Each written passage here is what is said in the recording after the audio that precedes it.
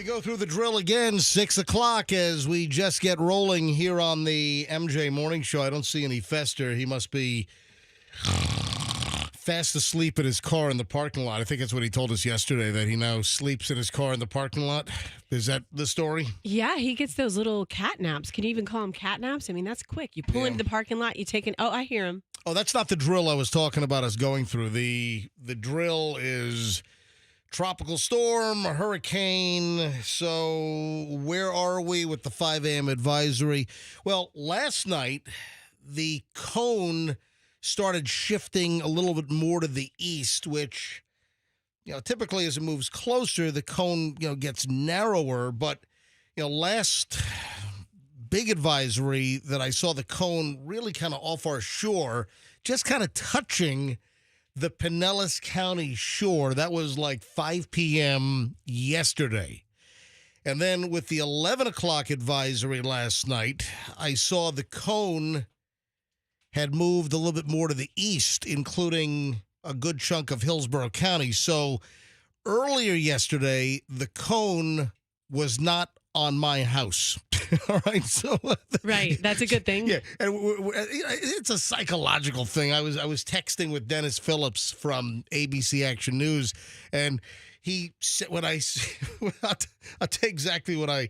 And there's still no Fester. I don't know what you mean. You heard him, but what I was saying, you said, "Here we go. Here's the drill again," and I thought you meant the drill of waiting for him to walk in after he's taken his power nap in the car. I don't know. I have no idea. I thought you said you heard him in the hallway. I thought I did too. Yeah, no, that's what I'm referring to. Okay. No. So yesterday, as we get ready for this Hurricane Helene, as of the 5 a.m. advisory, this thing is still a potential tropical cyclone 9. Doesn't even have a name yet. It is expected to become a named storm, Tropical Storm Helene, later today. Once it threads the needle between the Yucatan Peninsula and the western tip of Cuba, that's the Yucatan Channel. Once it rolls into there, then it goes into the Gulf of Mexico. And right now, the track is headed toward the Panhandle, Apalachicola, Big Bend. That's where all of the computer models have really assimilated. I mean, if you look at the models, they are very much in agreement. There's like one little flyer that, rolls off, toward us. But the consensus, the major, and I saw a product. I saw a model run last night that had like 40 models, and it's all right up toward the Panhandle, essentially putting the bulk of this storm 100 or so miles off of the Pinellas coast. But it's going to be a large storm, so they believe, and that means that the wind field is supposed to be very, very large, meaning that Thursday morning we're going to have tropical storm winds of 39 miles per hour plus in the Tampa Bay area. I'm talking Pinellas County, Hillsborough County, obviously more severe winds, closer to the Pinellas County coast than if you're in, central Hillsborough County. But again, this will be, our coastal counties, Sarasota, Manatee, Pinellas, into Hernando and Pasco and Citrus, obviously. So 39 mile per hour plus winds beginning Thursday morning. And then Thursday afternoon, the wind field expands. So the wind field is then going to bring us potentially 60 plus mile per hour winds beginning Thursday afternoon. Now, these are gusts. Okay, now this is still with the storm 100 as the current track is with all the models. Those winds are with this storm 100 plus miles, let's say, off of Indian Rocks Beach out into the Gulf. So it's got a large wind field.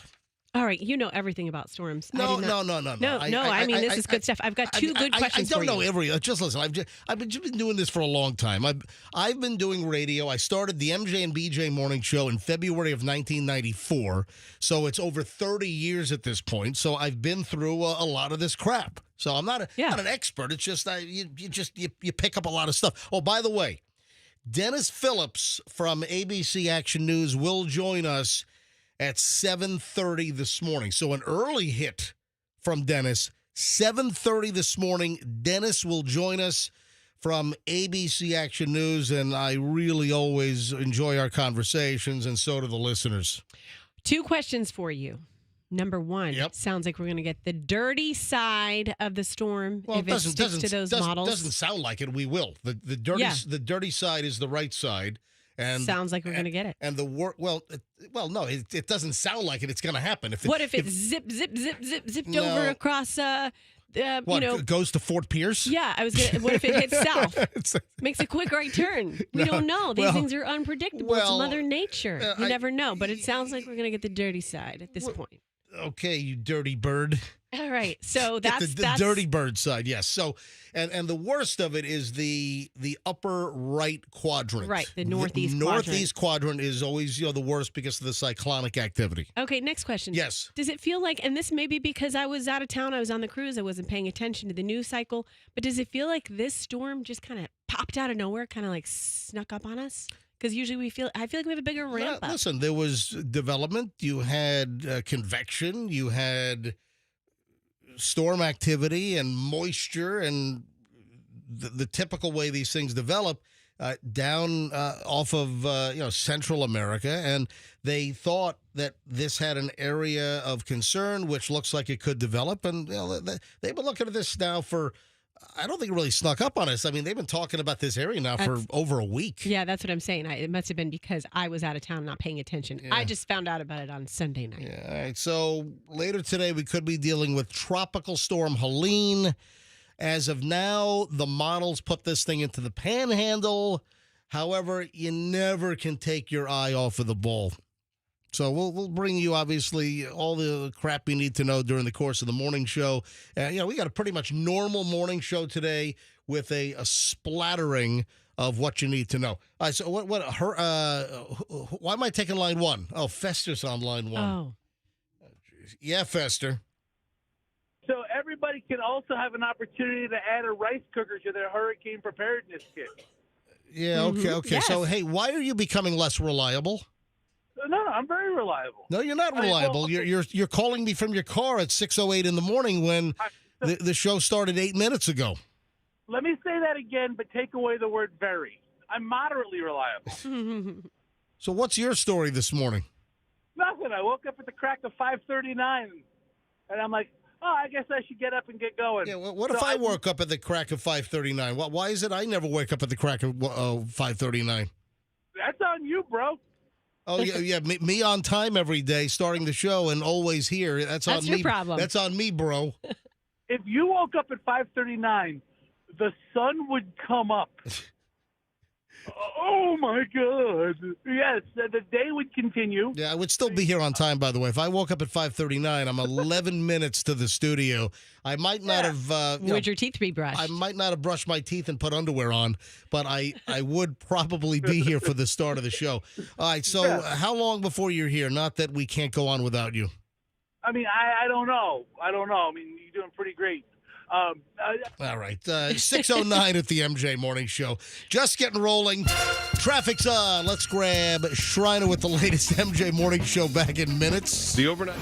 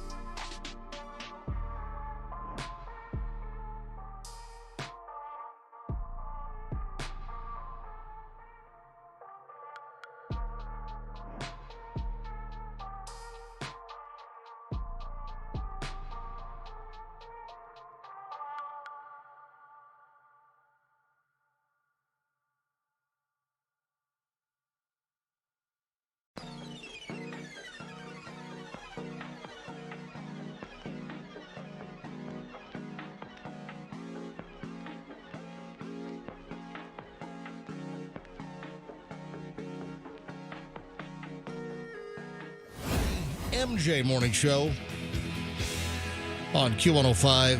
MJ with Roxanne. And, oh, look, Fester has decided to grace him, himself, and his presence is now recognized here on the MJ Morning Show. So, essentially, just overslept. You know, I want you to feel free to dock my pay. Okay. I don't want you to think I'm being smug about it. You've just been rolling in like right when the show opened is about to close lately, and that just seems like you're getting a little less reliable is all I'm saying. It's probably accurate.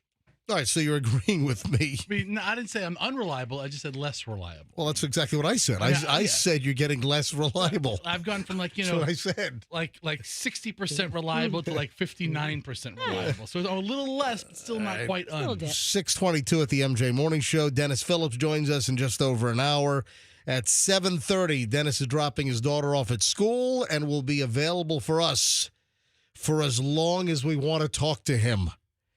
Dennis Phillips joins us at 7:30, ABC Action News chief meteorologist on what's expected to be Tropical Storm Helene later today, and then Hurricane Helene off of our coast. You know, the models put it off of our coast, essentially at our latitude at about 2 p.m. on Thursday, but models now have it about 100 miles plus off our shore. But still, wind field is going to extend, so we're going to have effects. Thursday is going to be a nasty day as it's stacking up around the Tampa Bay area. So everything you want to know from Dennis Phillips, Mr. Suspenders, in just over an hour at 7:30. Hey, I damaged myself. I've never heard someone put it that way.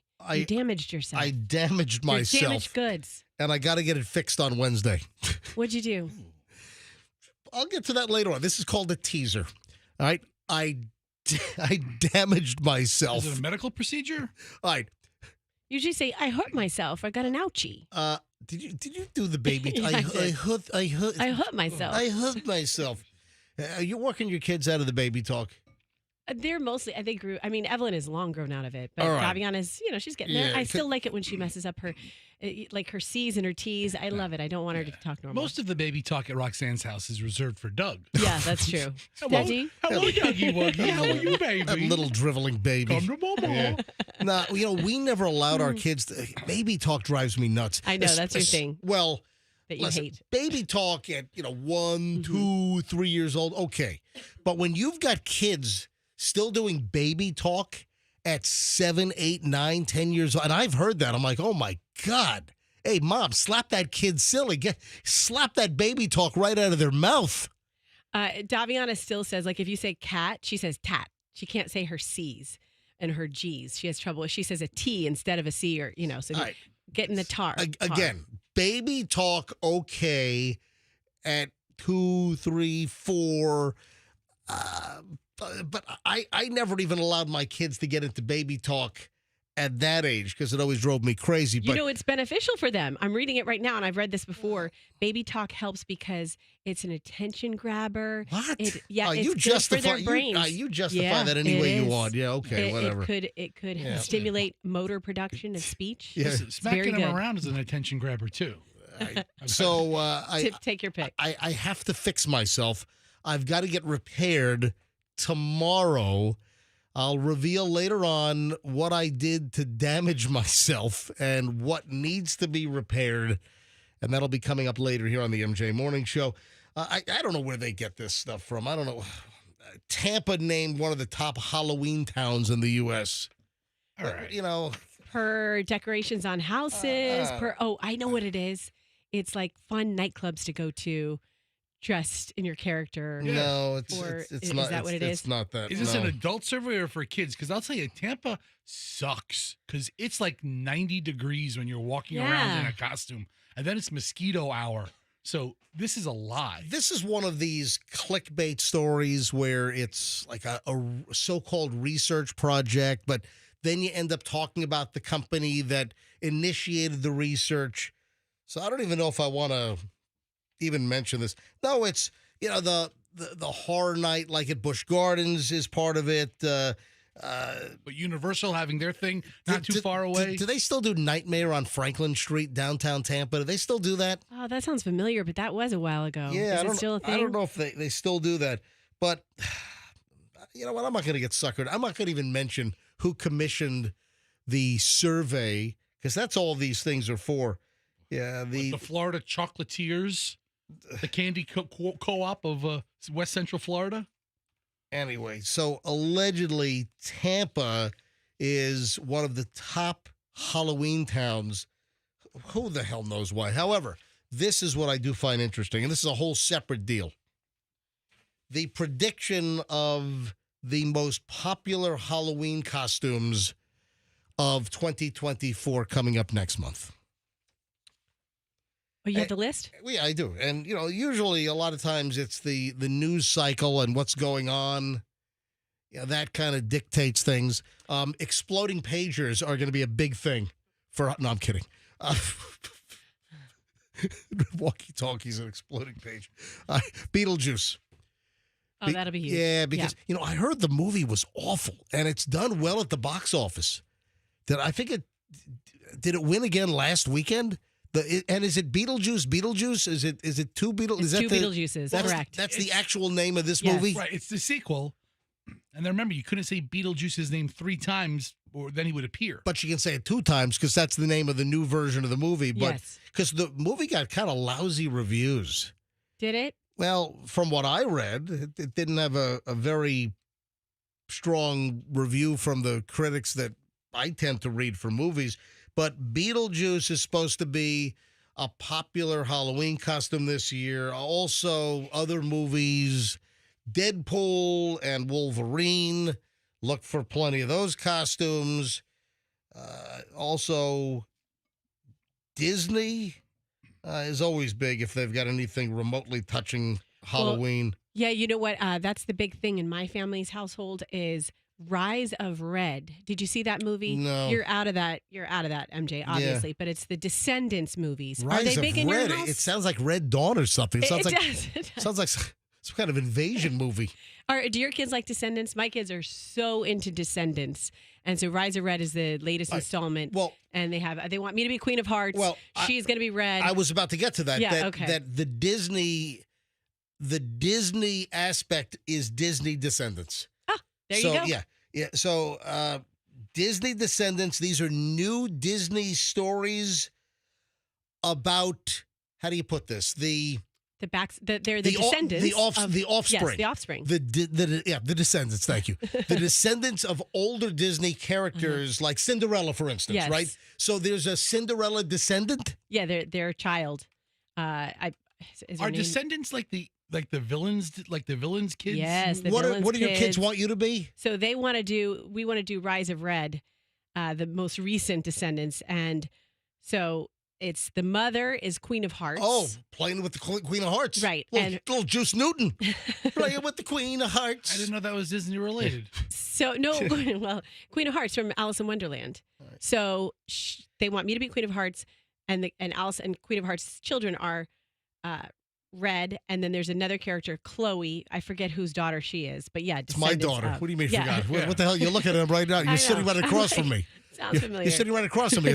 Chloe is my daughter, okay? Yeah. My daughter's going to Halloween as Chloe, MJ's daughter, and she's going to take pictures in downtown Tampa next to skinny men. Andrew is telling me that Chloe is the descendant of Cinderella. There you go. Thank you. That's what Andrew is telling me. Uma, daughter of Ursula. Other popular Halloween costumes. Taylor Swift. Oh, jeez. I'm going to have all these Taylor Swifts coming by my driveway. Shaking it off. God. Also, Ariana Grande, Lady Gaga, possibly. Wednesday. Oh, is she still big? I mean, she's been going strong for... Yeah, the whole Addams Family revival thing on Netflix. So Wednesday could be a big character. Also, what the hell is Bridgerton? It's that romantic show. Yeah, okay. Bridgerton, maybe... Minions could be big again this year. Wicked. I think that's all I need to mention. Oh, Aliens with the Aliens revival. You might have some slime dripping alien kids show up. So there you go. And then Star Wars, which is kind of a perennial thing. So there you go. What to look out for Halloween costume-wise for this Halloween. 6:31 at the MJ Morning Show. Got a nice, tasty pile of early morons in the news. Yum. And we'll get to those next here on the MJ Morning Show. We'll have Dennis Phillips on the way in less than an hour. At 7:30, Dennis Phillips from ABC Action News will give us all the latest on what is expected to be Tropical Storm Helene later today, and then Hurricane Helene. Off of our shore, we will have effects, but the models have it all going toward the Panhandle. So Dennis Phillips with the latest at 7:30, a little under an hour from right now here on the MJ Morning Show. When we talk about storms and wind fields, how's your roof?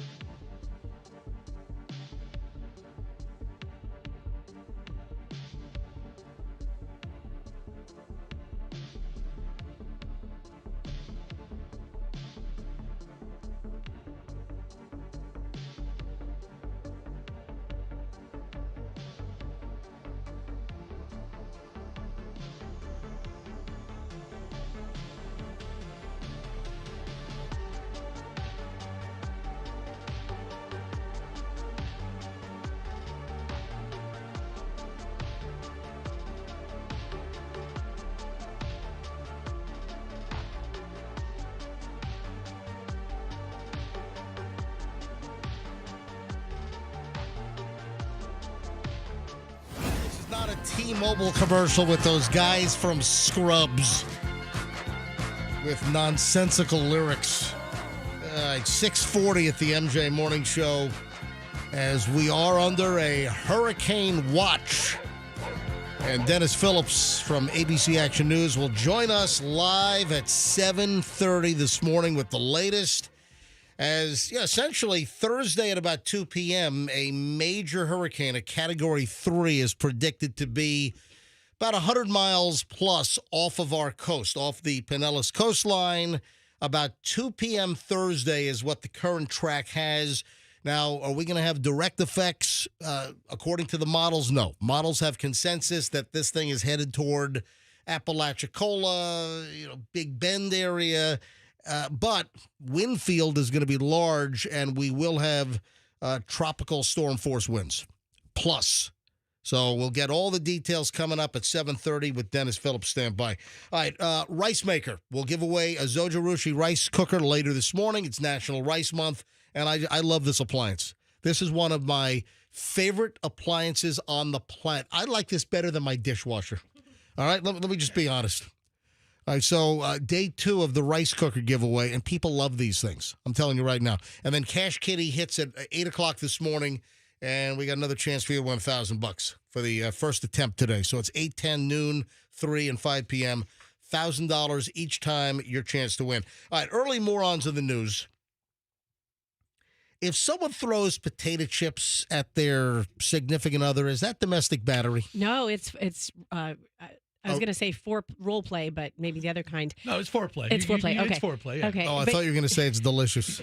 No, just keep your mouth open. If someone starts throwing potato chips at me, I'm like this, wide open, You're right? like a seal at feeding time. Yeah.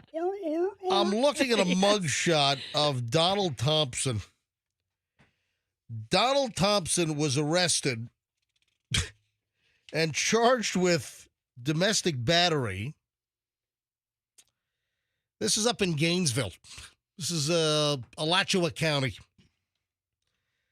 So Donald Thompson, charged with battery, arrested on domestic violence. Apparently, he was having an argument. So it's Donald Thompson was having an argument with his husband. And his husband. So two guys. I think I was like, I was like, with his husband. Yeah. So obviously it's a gay male couple. And so Mr. Thompson was having an argument with his husband about a handmade bowl being used as the cat's water dish. This story has a lot of interesting little details. Yeah. So here you have two men. You have two men. Okay. That are cat owners. And one of the individuals was using a handmade craft bowl for the cat water dish. I guess that became a little bone of contention here. So it sounds like one of the husbands likes cats better than the other because one's comfortable with the cat eating out of the bowls that maybe they eat out of too, the handmade bowls. I think it's more of a special bowl. A designer bowl. It's not like just a cheap bowl. This was some kind of a handcrafted, nice, a fine piece of stoneware or like china, artisan bowl or something. Who knows? Crafted. All right, so argument over that. Don't let the cat drink out of the nice handcrafted bowl. Well, that escalated, and that's when Thompson threw a bag of potato chips at the victim. I mean, bag of potato chips, is that battery? Bag of potato chips is like light as a feather. It is, especially, sometimes there's nothing even in it. It's like a third of the bag is full. It's just all air. I don't know whether they were kettle cooked. Oh, the kettle cooked ones are harder. A little harder. Feel harder. Yeah, those could do more damage. Yeah. Or the one with ridges. Ooh. Oh, yeah, those could scrape you. The kettle cooked, those could knock an additional hair out of place. Yeah. All right, now it did escalate. All right, it started off, and there's nothing funny about domestic battery, obviously, nothing at all. Started off with chip slinging. But when you hear about it involving a bag of potato chips being thrown, it just doesn't seem very excessive. But then it did escalate into a spit and a shove. All right, then it gets a little more serious. Anyway, the Alachua County Sheriff's Office, they showed up. And the deputy wrote in the report, I observed potato chips on the floor. Here's the report. I observed potato chips on the floor of the office area where the altercation occurred. Yes. The officer does not elaborate as to what kind of chips they were. I'm going to tell you right now, if you ever see Route 11 potato chips, which are cooked in Virginia, those are the best. Really? Look for them. Okay. I don't know what the distribution is like here in Florida. But Michelle and I were up in Virginia Beach for her birthday weekend a couple of weekends ago, and a lot of the places in Virginia Beach have Route 11, and I think they're made not far from Charlottesville. Route 11 potato chips are fantastic. They are awesome. I think they're the best potato chips going. Okay. Route 11 potato chips. Anyway, so Thompson admitted throwing the potato chips. He said that it almost got more serious with a bag of Doritos. And those are pointy. Potato chips typically have rounded edges, but, you can put an eye out with a Dorito throw. Those those Asian stars, those ninja stars? What about bugles? I mean, it'd be pointy. Bugles, very pointy. It's like an arrow tip. Whenever I think about bugles, I think I don't eat enough bugles. They're so good. Like, that's not your go-to. You're going to do chips or pretzels. But when you do stumble on a bugle, it's like, okay, the bag is gone. Yeah, why don't I do this more often? Hey, speaking of snack foods, I have a mug shot of a guy that got busted for driving drunk on a golf cart. And yes, you can get a DUI on a golf cart if you're lit. I've complained about some of the South Tampa mommies tooling around the neighborhood on golf carts while holding wine glasses. Oh, it's 7 o'clock. Let's go look at the sunset on a golf cart as we're driving with glasses of white wine. Yummity yum. Nothing to see It's here. like, you can't be driving around with wine glasses while you're tooling around. Well, And what if they're the wine glasses that you carry around your neck? Have you seen those? It's like a strap, and then it holds the wine. yeah, guess what? That's when you have a problem. If you got a wine glass strapped around your neck, you might want to get some help. All right? You're a click away from a horse feeder bag of wine. I want to point something out here. This is another Florida story. A resident, and I'm not doing this because the guy got a DUI on a golf cart. However, that's an interesting little twist. I'm mentioning this, and Andrew, do you have the link up at mjmorningshow.com? All right, Andrew's about to put the link up. So, speaking of snack foods, I'm going to show you a mugshot, and this is really. Oh, well, dude, how did you find that? I typed in. Oh, you typed in. I'm on Right. the original villages-news.com Right. story. Resident of the Villages to lose license after golf cart DUI arrest. But speaking of snack foods, look at that guy's mugshot, and who does he look like? He looks like Raleigh Fingers. No, come on, snack foods. Oh, Mr. Pringle. It's the Pringles Oh, man. he does. Yes, the guy in the mugshot. He's got a handlebar mustache like the Pringles guy. He does. It's Mr. Pringles. Christopher Joseph Van Wettering. Van Wettering. He was Van Wettering himself because he was so liquored up. Now, a resident of the Villages will lose his driver's license after a golf cart drunk driving arrest near Cody's Original Roadhouse up in the Villages. Oh, I didn't know they had one up there. They've got them all over the place. What do you think? No. Cody's, it's a chain. We should make a trip. Yeah. Let's go to the historic destination of Cody's Roadhouse in It's a Central chain. Florida. The reason why I'm bringing this up is the dude's mugshot. He looks like Mr. Pringles. He does. Look at his mustache and So everything. we go for the potato chip throwing story to the Pringles looking guy. That's what I was saying. I was MJ, speaking of snack chips. Is there something wrong with you if you go with the handlebar mustache look? I've seen, well, not a full handlebar, but you're seeing more of those porn mustache looks. I'm not talking about a mustache. Not about that. I'm not talking about a mustache. Don't drift off the side of the road. I'm talking All right. specifically about Hold men. on. Are you about to suggest that men that have handlebar mustaches all waxed up, that there's something wrong with them? Yes. Are you about to make that suggestion? I'm asking, is there a cry for attention or recognition Wow, you're making a diagnosis right now. I mean, every time You are diagnosing men with handlebar mustaches might have some kind of a tick. something Is that what you're saying? is something Wow. happening in their brain. I mean, I might have only seen 10 people in my life You're that saying have handlebar mustaches. You're saying that people with handlebar mustaches have mental problems? Yes. That's what you're. Is it some cry for notice me? That's a pretty heavy diagnosis that you're laying on us right there, Fester. The whole world has mustaches and But didn't they used to have those, wasn't that more of a thing years and years ago, decades ago? So maybe it's a nod to simpler times. Maybe it's less of a cry for help or attention and just nostalgia. I just picture a guy in a red and white striped shirt playing a piano at Disney Yeah. with a handlebar mustache. What is that at the hot dog stand? Hey, Andrew, what's that called? Who's the baseball player? Casey's. Yeah, Casey's hot dog stand at Disney right off Main Street. That's a period actor. He's not, There used to be a guy there, the piano player that passed away that used to play there for decades. I believe he had a handlebar mustache. So you calling him a mental case? Maybe I think it's irresponsible. I know a few people that have had handlebar mustaches over the years, and they are not mental cases. Did this famous piano player pass away at the piano? Was it like dun dun dun dun dun dun dun dun dun dun? And then no, you need the sound of the collapsing The piano crash. on the piano.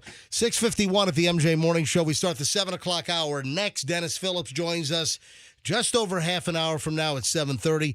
Everything you need to know about the impending hurricane. Forecast off our shore, but we will have effects Wednesday night into Thursday night.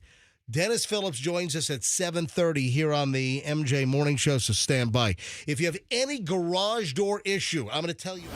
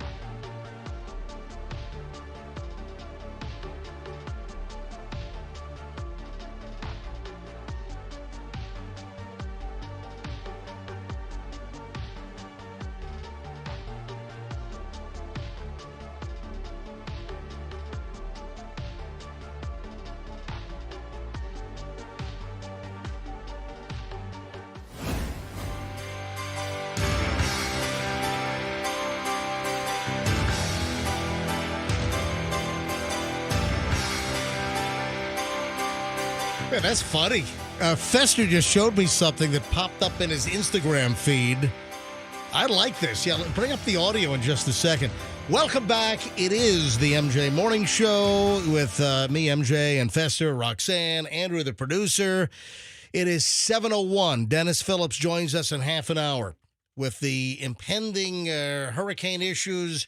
It's still just a potential tropical cyclone number 9. Like client number 9. Who was that? Was that Elliot Spitzer? Wasn't he client number 9? Yeah, right? Elliot Spitzer. All right, so potential tropical cyclone 9 expected to become tropical storm Helene later today, and then a hurricane. And roughly 2 p.m. on Thursday, so 2 days from now, it's supposed to be a major hurricane about 100 miles to the west of the Tampa Bay area. So the Pinellas County coastline, about 2 p.m. And, of course, listen, these things speed up, slow down. But right now the forecast track is a major hurricane. So a Category 3 or greater, that's when it's an M, a major hurricane. When you see the H's on the map, that's a 1 or a 2. When you see an M, that's 3, 4, or 5 for major hurricane, and that's predicted for about 2 p.m. on Thursday. We are predicted to have significant winds. We're going to have an event. Thursday, it's going to be an event. I mean, we're all hoping that the forecast track, all of the spaghetti models really are in consensus, and they're kind of tightly bunched. heading toward Apalachicola, Big Bend area, somewhere in that spread, right up in the middle of the Panhandle, is where the system is supposed to go. But the periphery in the Tampa Bay area, we're looking at a large wind field, and we're looking at tropical storm winds of 39 plus miles per hour beginning Thursday morning, and that's on the Pinellas Coast and into Hillsborough County.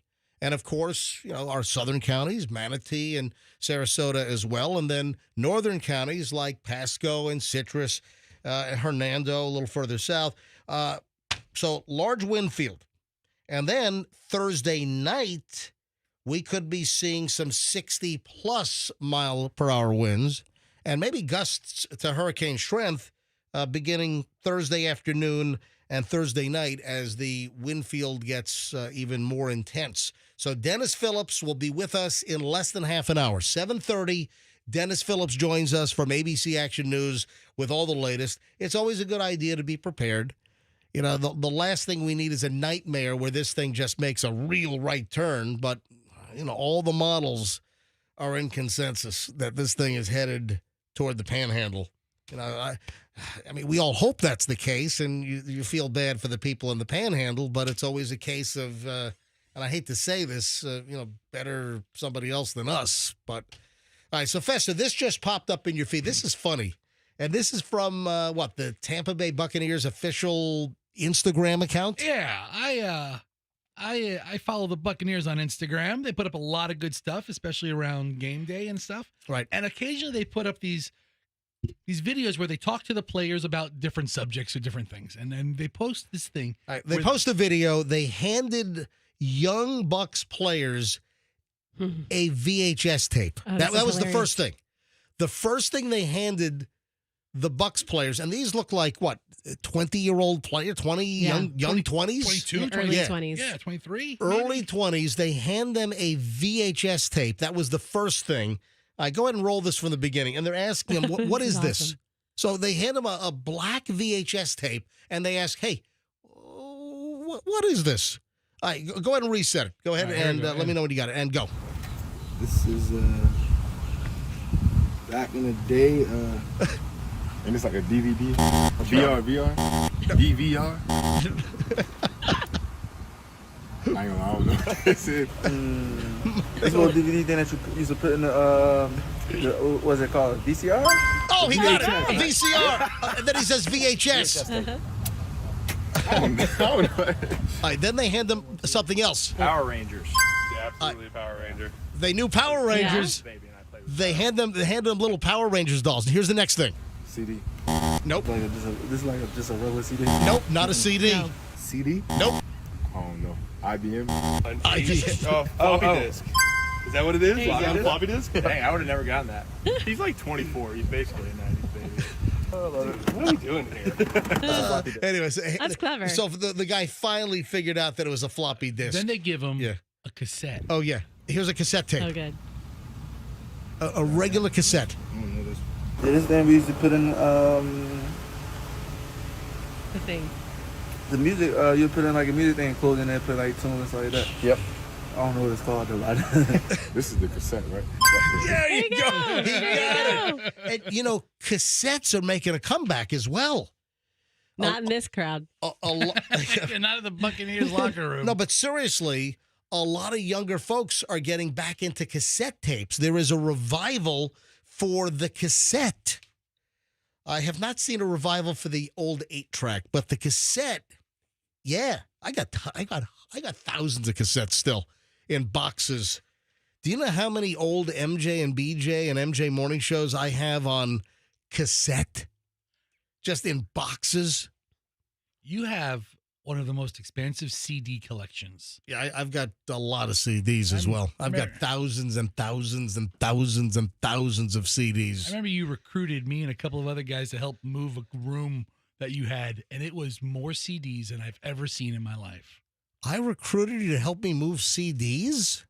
You had them in little CD wooden racks. Yeah, those are And you long had- gone. Yeah, I think we used those for firewood one year.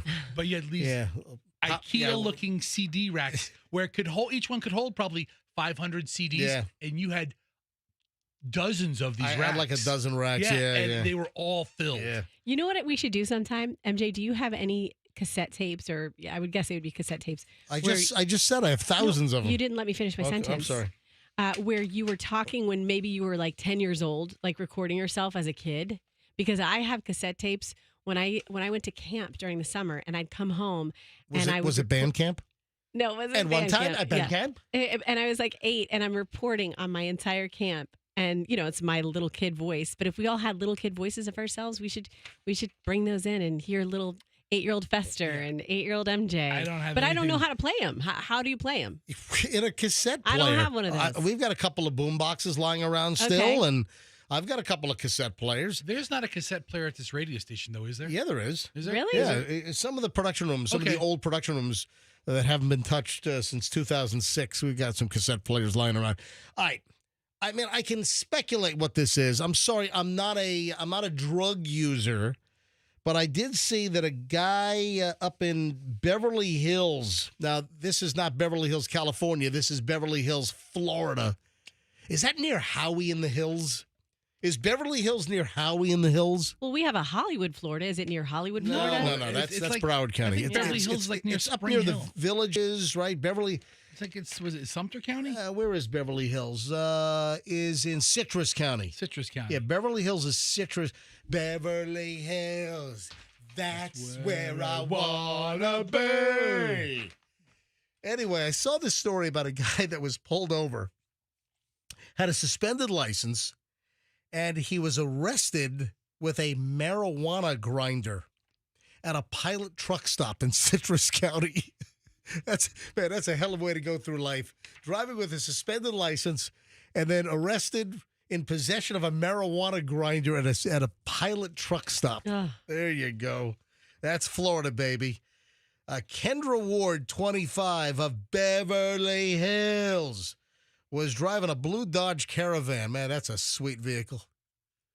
When I grow up, I want a Dodge Caravan. You know what? I just read an article about the death of the minivan. Yeah, Really? I saw the same thing. And it's sad. Yeah, was it is sad. It was an ugly vehicle, but it was such an efficient vehicle. Well, the story said that the minivan is like the most practical vehicle, but it's like the most hideous vehicle. Yeah, my kids just took a ride in one for the first time a couple weeks ago, and they're like, "This is great. This is fun. They're so good for kids."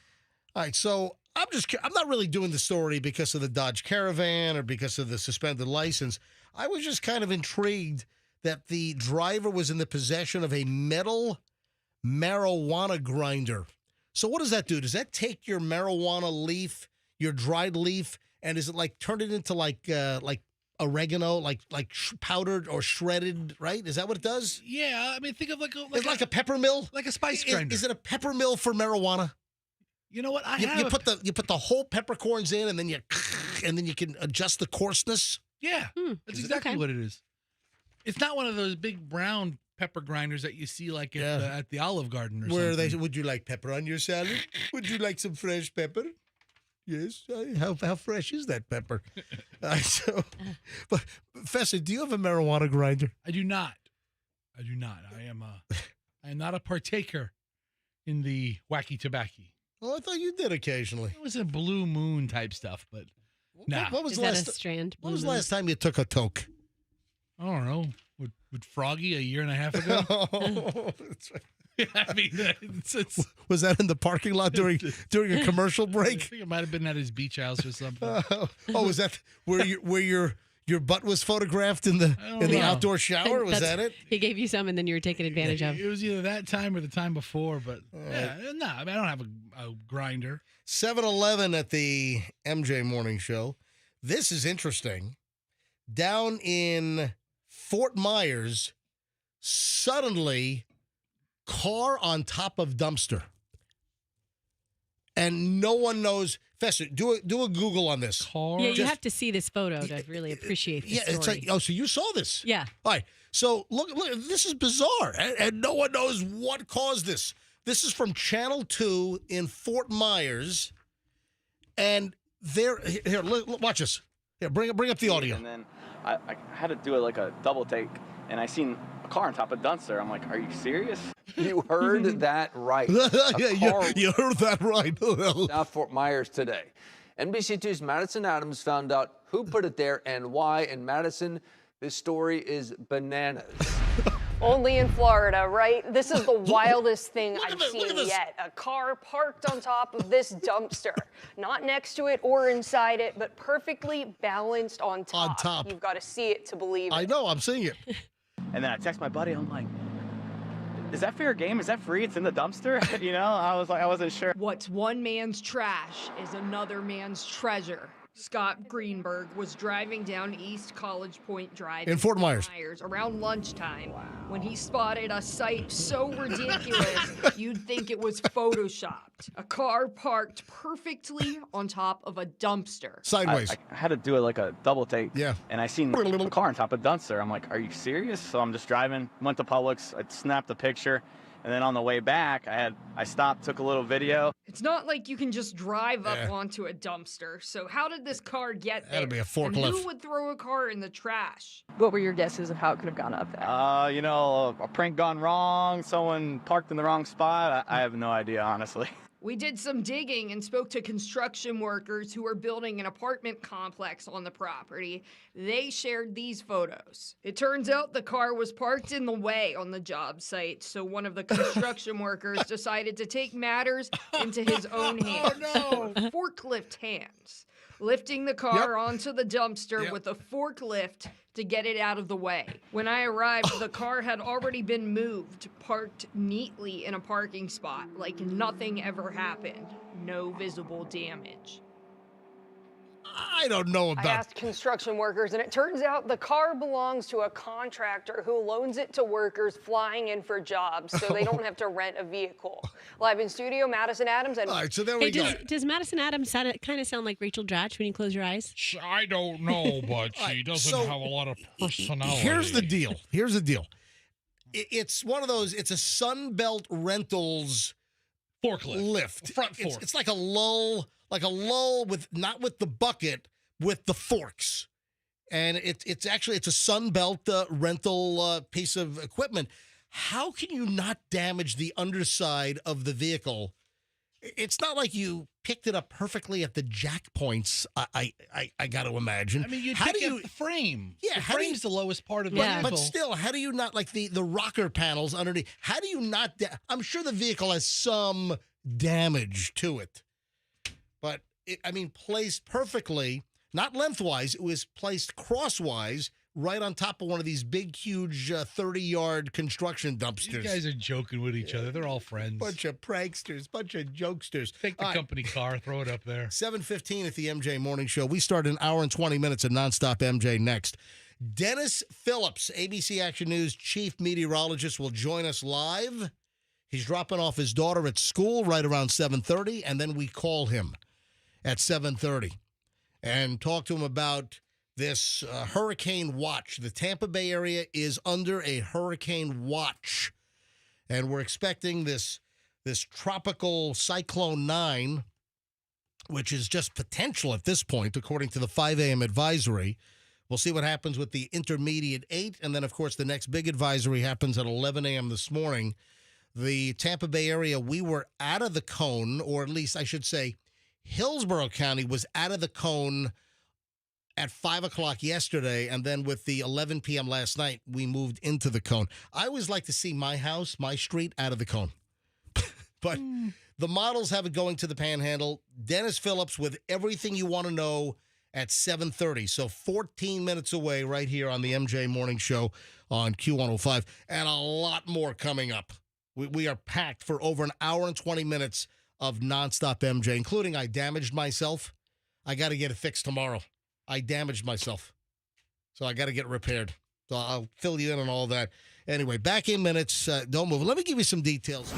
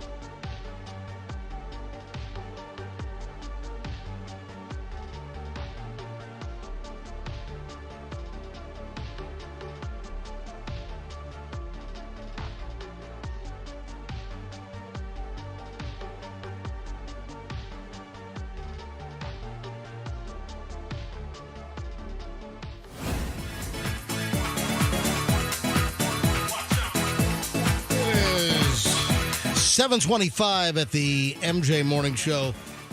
About 5 minutes from right now, we will call Dennis Phillips. He is in the process of dropping his daughter off at school, like many of you are. See, Dennis Phillips, Mr. Suspenders, ABC Action News chief meteorologist, is a daddy just like you, a parent just like you. He's just dropping his kid off at school, and then he'll talk hurricanes, as the Tampa Bay area is under a hurricane watch. Hey, speaking of school and school kids, have you seen this deal with young males and this alpaca haircut? The hottest haircut is the alpaca haircut. I have not seen this. Please, what age ranges are we talking about here? Teenagers. Yeah. Hey, Julian, I don't know what Julian's schedule is today, but Julian likes to listen to the show. Julian, if you're listening to the show, call the hotline. Yeah, Julian, if you're listening. Yeah, I'm looking at a picture of a barber doing the alpaca hair. It's the animal? Well, it's named after the animal. Okay. I mean, I don't think you particularly look like an alpaca. I guess it's just the way the alpaca hair is. It's kind of tight and curly. Is it so tight and curly? Teenage boys have this new hairstyle obsession. It's a variation of the alpaca cut. I guess. Oh, you know what? It's like Kansas City Chiefs quarterback Patrick Mahomes. Oh, there you go. Okay. Yeah, that's so. If you want to know somebody that you've seen that has like the alpaca type of haircut, Mahomes. Jake Paul, is he currently sporting the alpaca haircut? Bad Bunny, you know the music dude. Yeah, the pop star Bad Bunny. So that's what it is. It's a close shave on the sides and the back of the head with a curly fluff on top. almost a reverse mullet. So it looks like the tuft of hair between an alpaca's ears. Yeah. And if you don't know what an alpaca looks like, just Google alpaca. And that's the deal. So young boys, I shouldn't say young boys, but teenage boys are into this alpaca haircut all of a sudden. It's the hottest damn thing. Good for them. So if your son says, "Hey, Mom, hey, Dad, I want to get the alpaca haircut," well, there you have it. That's what it's all about. All right, so what? So somebody took an alpaca Yeah. and put a Kansas City Chiefs headband on it, and it looks just Yeah. like Patrick Mahomes. Well, there you have it.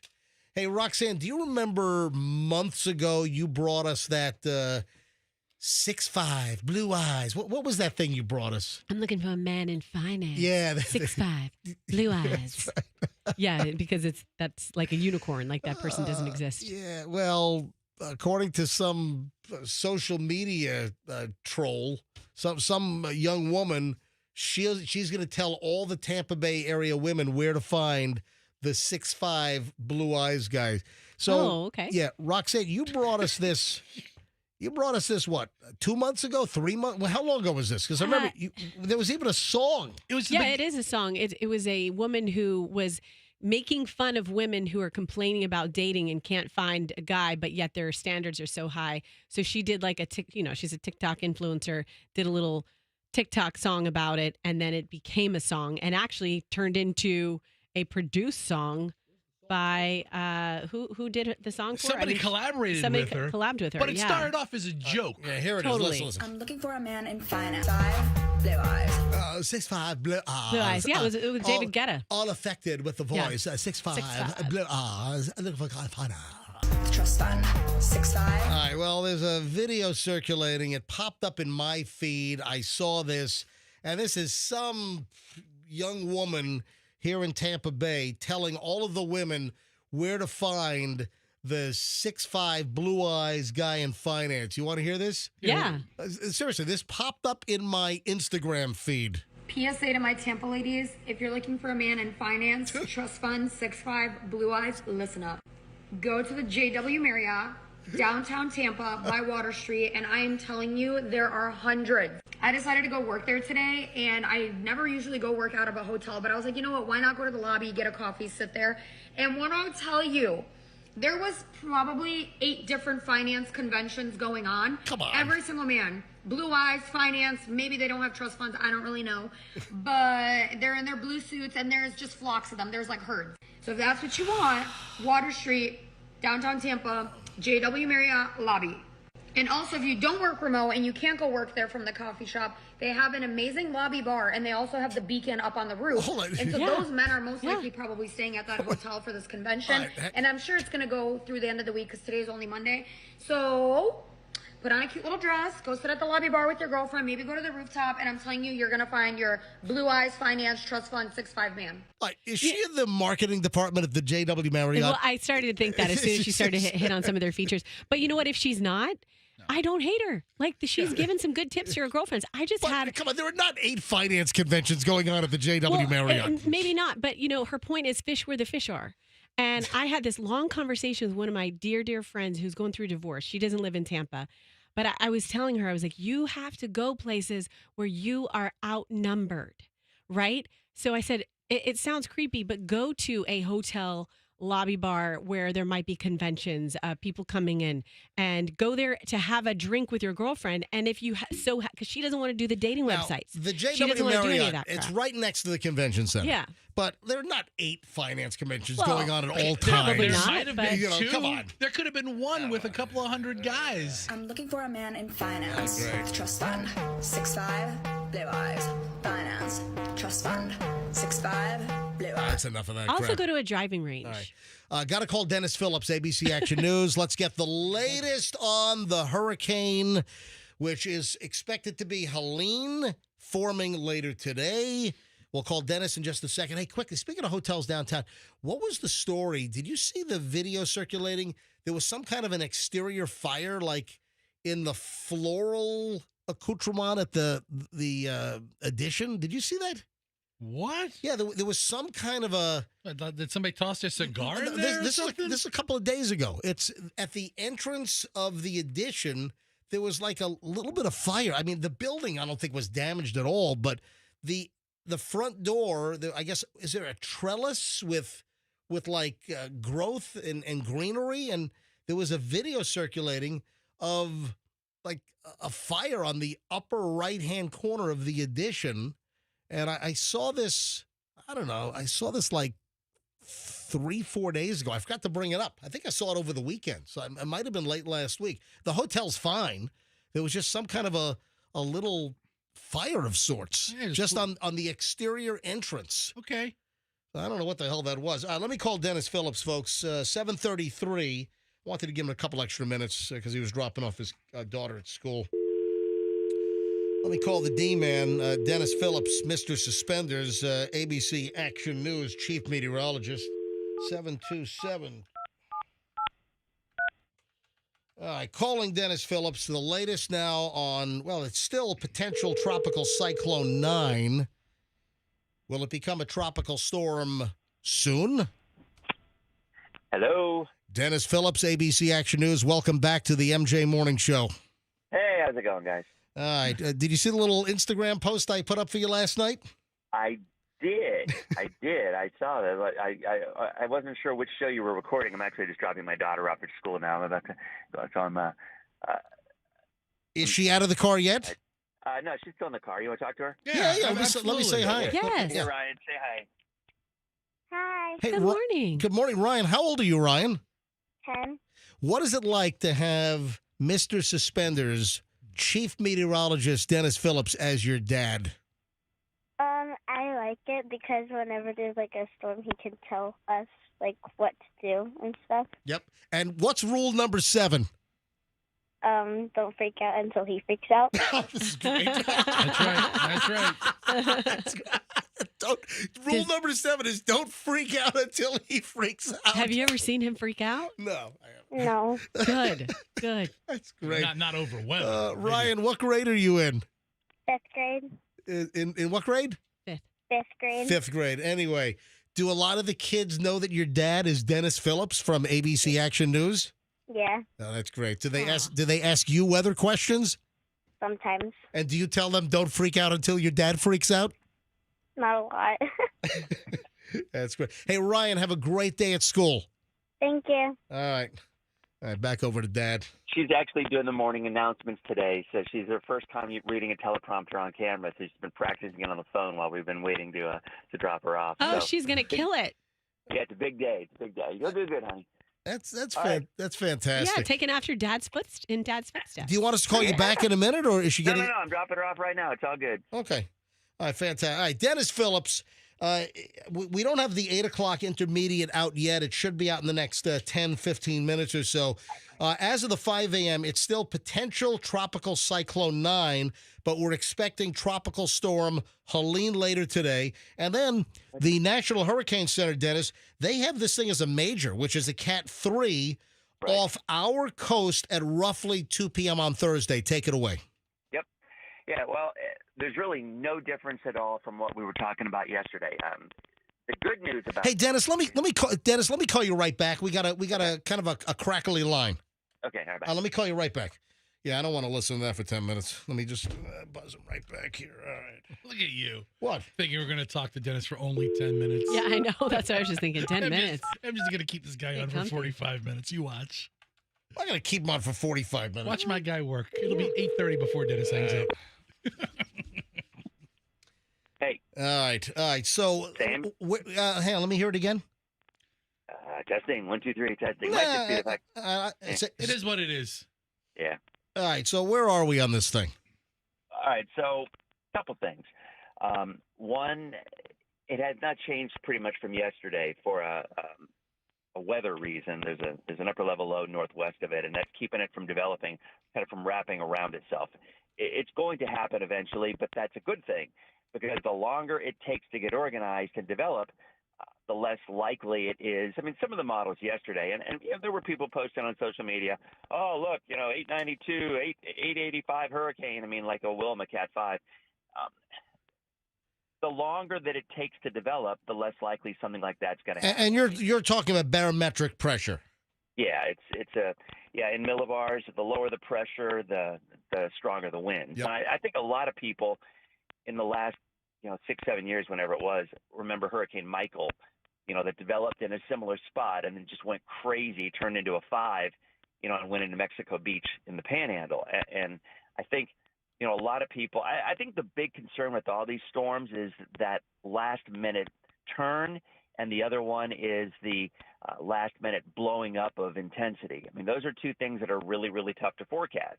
And that's my big concern, guys.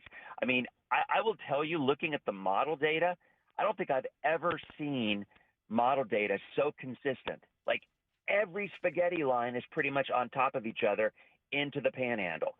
But I'm kind of in the mindset, what makes you, and I think most Floridians, we've lived here a long time. We've gone through this many times where, okay, the models are saying one thing, but we all kind of have this feeling, but it's probably going to turn a little bit because it always seems to do that.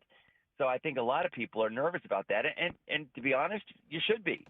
I mean, this track is right into the Big Bend of the Panhandle, but it wouldn't take much for it to move a little bit to the right. And if it does, I don't want what happened with Ian to Fort Myers to happen to our area.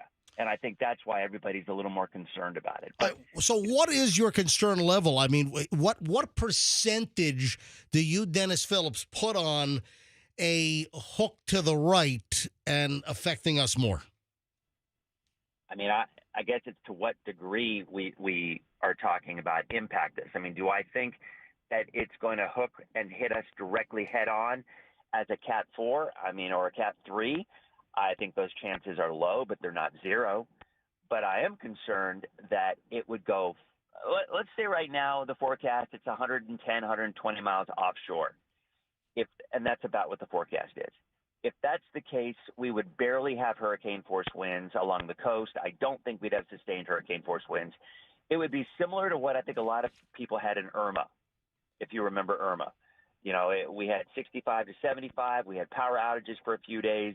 I mean, we definitely had some impacts, but it wasn't devastating for our area. That's kind of a baseline of where we think it's going to go right now. All right, because right now, Dennis, and I saw you at 11 right after Monday Night Football. I saw you, and you were, showing us like the distance. If the track holds, the center of the storm is going to be a little over 100 miles off of St. Pete Beach. Yep, and if that's the case, we get hurricane gusts. We don't get sustained hurricane force winds. So the timing, and tell me if you agree, that tropical storm force winds, we're talking 39 miles per hour plus, could begin Thursday morning. And then by Thursday afternoon, let's say 2 p.m.-ish, we could get more severe gusts, 60 plus in the Tampa Bay area. Yep, especially along the coast. That's why there are tropical storm watches inland, but there are hurricane watches along the coast, because the coast is closer to the center of the storm.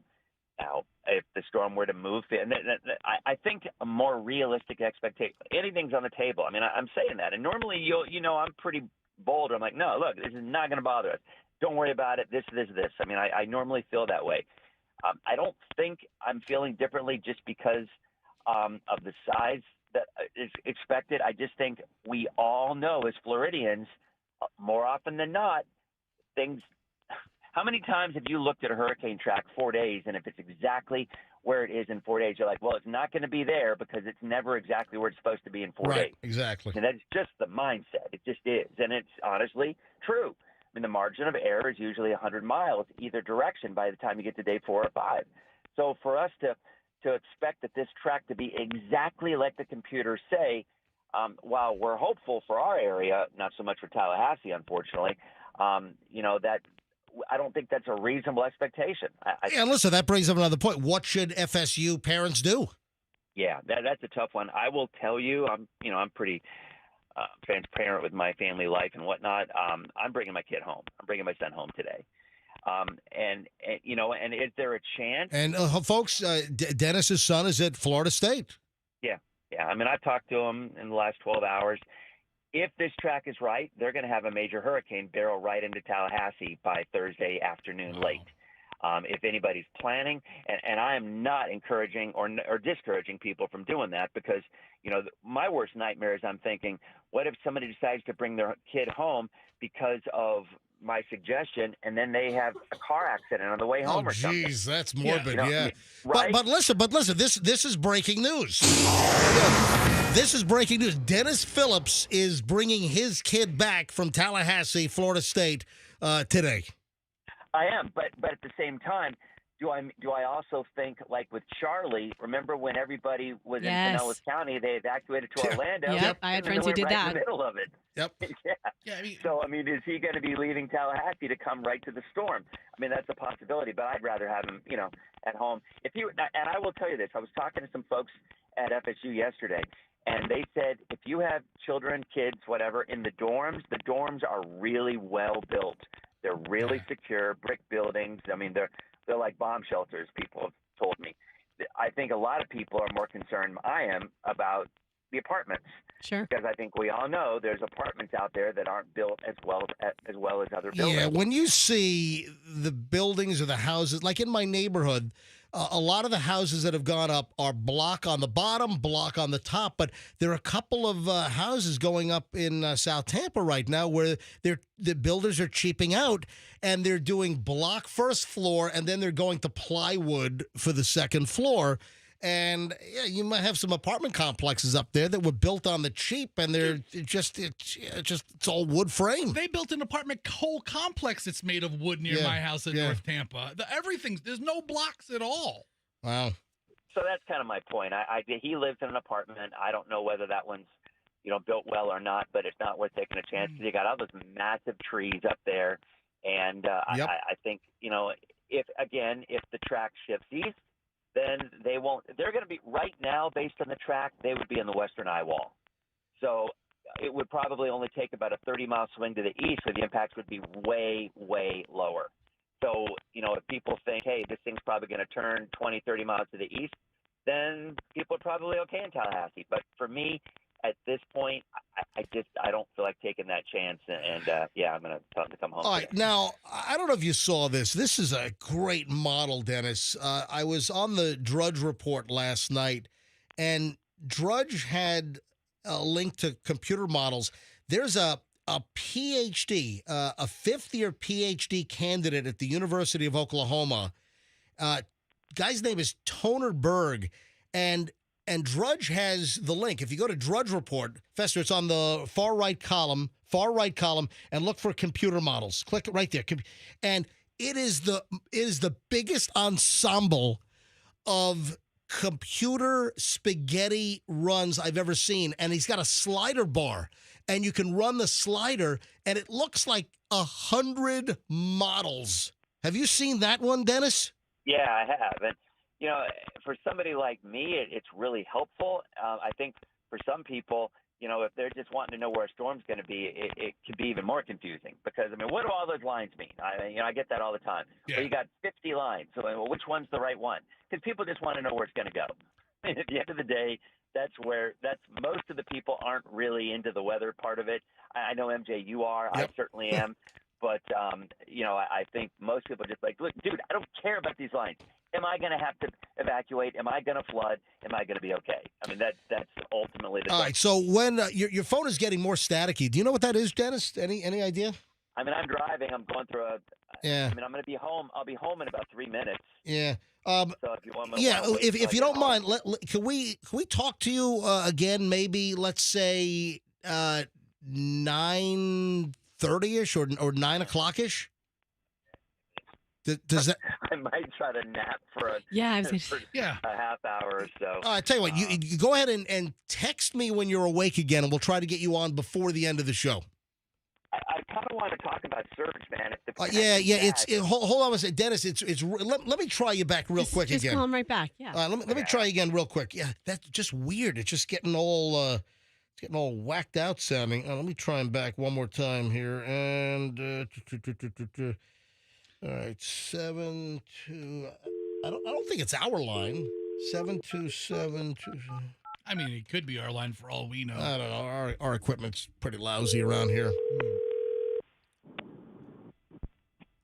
This is deja vu. Remember when I was driving home when I couldn't get home because of all the water? Oh, and yeah. my phone kept dropping Yeah, out. yep. All right, Anyway, this sounds a lot better. Yeah, this okay, works. yeah, I'm almost home. So. All right. Sounds a lot better. All right, so you wanted to talk about surge, right? Yeah, I do. Yeah. I want to talk about surge and evacuations because I think there are going to be evacuations issued ordered today. I don't know that for a fact. I haven't talked to EOC, but the NHC, the Hurricane Center, has come out with their initial surge predictions, and they're predicting 5 to 8 feet for Tampa Bay, and they're predicting over 12 feet for Citrus County. That's based on the current track. Again, so right now their expectation is even if this storm doesn't get any closer, they're looking for a 5 to 8 foot surge, water rise from Tampa Bay along the coast, Clearwater, St. Pete, all of it. That's a significant surge, and that's probably every bit as much as we had with Idalia or Ada. So I really, really think the expression "hide from the wind, run from the water" is going to come into play, and I truly believe that water is going to be an issue out of this. Maybe water is probably going to be a bigger issue than the wind is going to be. All right, so surge is a concern. Dennis, when do you expect this to become a named storm, Tropical Storm Helene?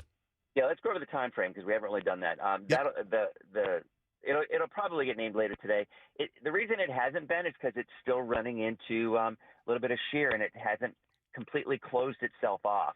And you have to have a completely solid area of low pressure for them to deem it a depression or a storm, and it hasn't been. It's been beat up a little bit. Like I was saying, that's a good thing because the longer it takes to develop, the less time it will have to blow up into something stronger. So that's good that it's delayed. But we're real confident. Some people are like, okay, is it just going to keep getting delayed and not develop? I guess anything's possible, but no, that's not going to happen. This is going to be a large hurricane, a sizable hurricane in terms of strength and in terms of reach. So time frame. You were talking about tropical storm force winds that start tomorrow morning around 8 o'clock. That's the most likely time we start to see that, and that's winds of 35, 40, 45, gusts about that high. Throughout the day, not tomorrow, Thursday. Thursday's when that's going to happen. Tomorrow, we're still okay. You still got time to make your plans and do what you need to do today and even tomorrow, all right? Thursday, it starts early in the morning. This is a Thursday daytime event. By the nighttime hours, by 11 o'clock at night, this will be winding down quickly for our area. The surge timing is late afternoon Thursday through about midnight Thursday night. That is when the water rise is expected. And, some of the models were going absolutely ballistic with surge yesterday. They've come back down to a more reasonable level, in my opinion. I wasn't even going with them yesterday because they seemed too high.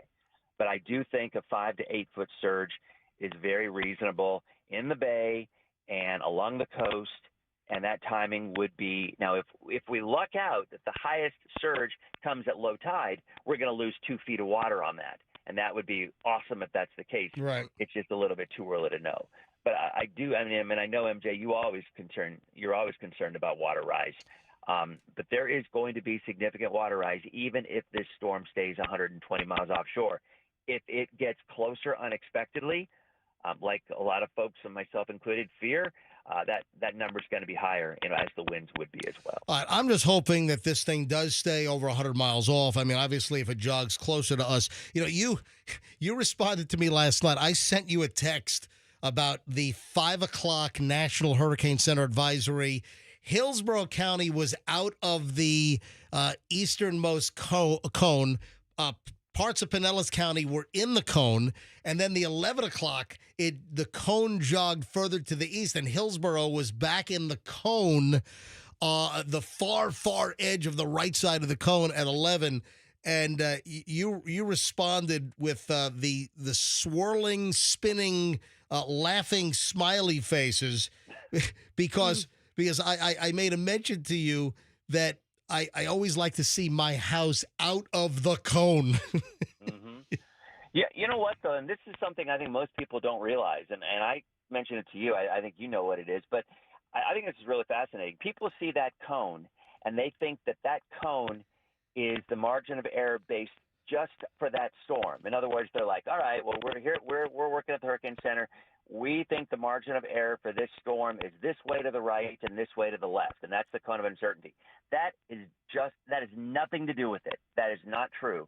All the cone is the average error, the average margin of error at each time frame over the last 10 years with their predictions. Wow. That's all it is. So if the average margin of error at 72 hours is 75 miles, whatever the number is, I don't know what their number is, but whatever the number is, all they do at 72 hours is make a cone to the right 75 miles and to the left 75 miles. Nothing to do with that storm, nothing to do with the forecast track. It's just their average margin of error, the average mistake that they've made over that period of time, and that is what that cone is. So when you look at the cone, don't think, oh, well, look, it's a little bit more to the right. It's a little bit in Hillsborough County. It's a little bit in Pinellas. No, it has nothing to do with the actual forecast. It's just how far out the forecast is and what their average margin of error is at that time frame.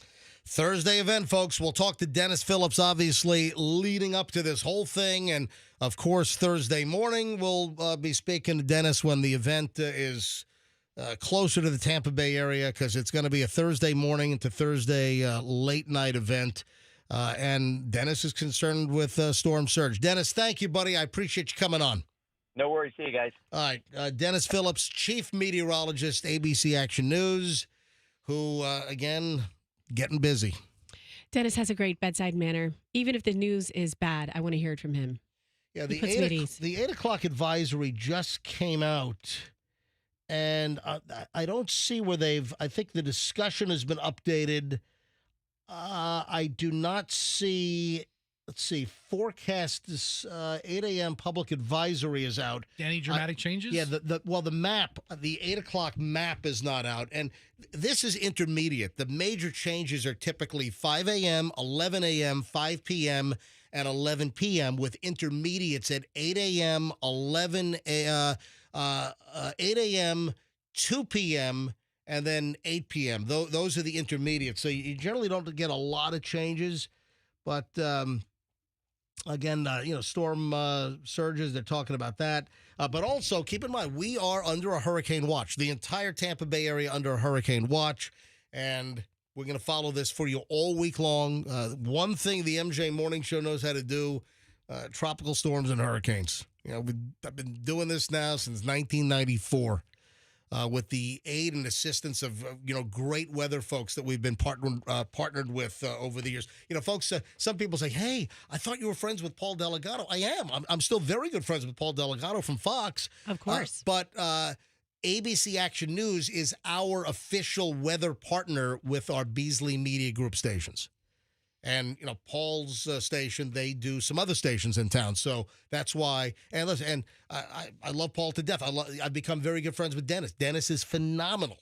They're both top. And they like each other. Yeah, and they do. And they're both friends. So it's great to have. And I like Lee Spann. Let's not forget about that. Let's not. Okay.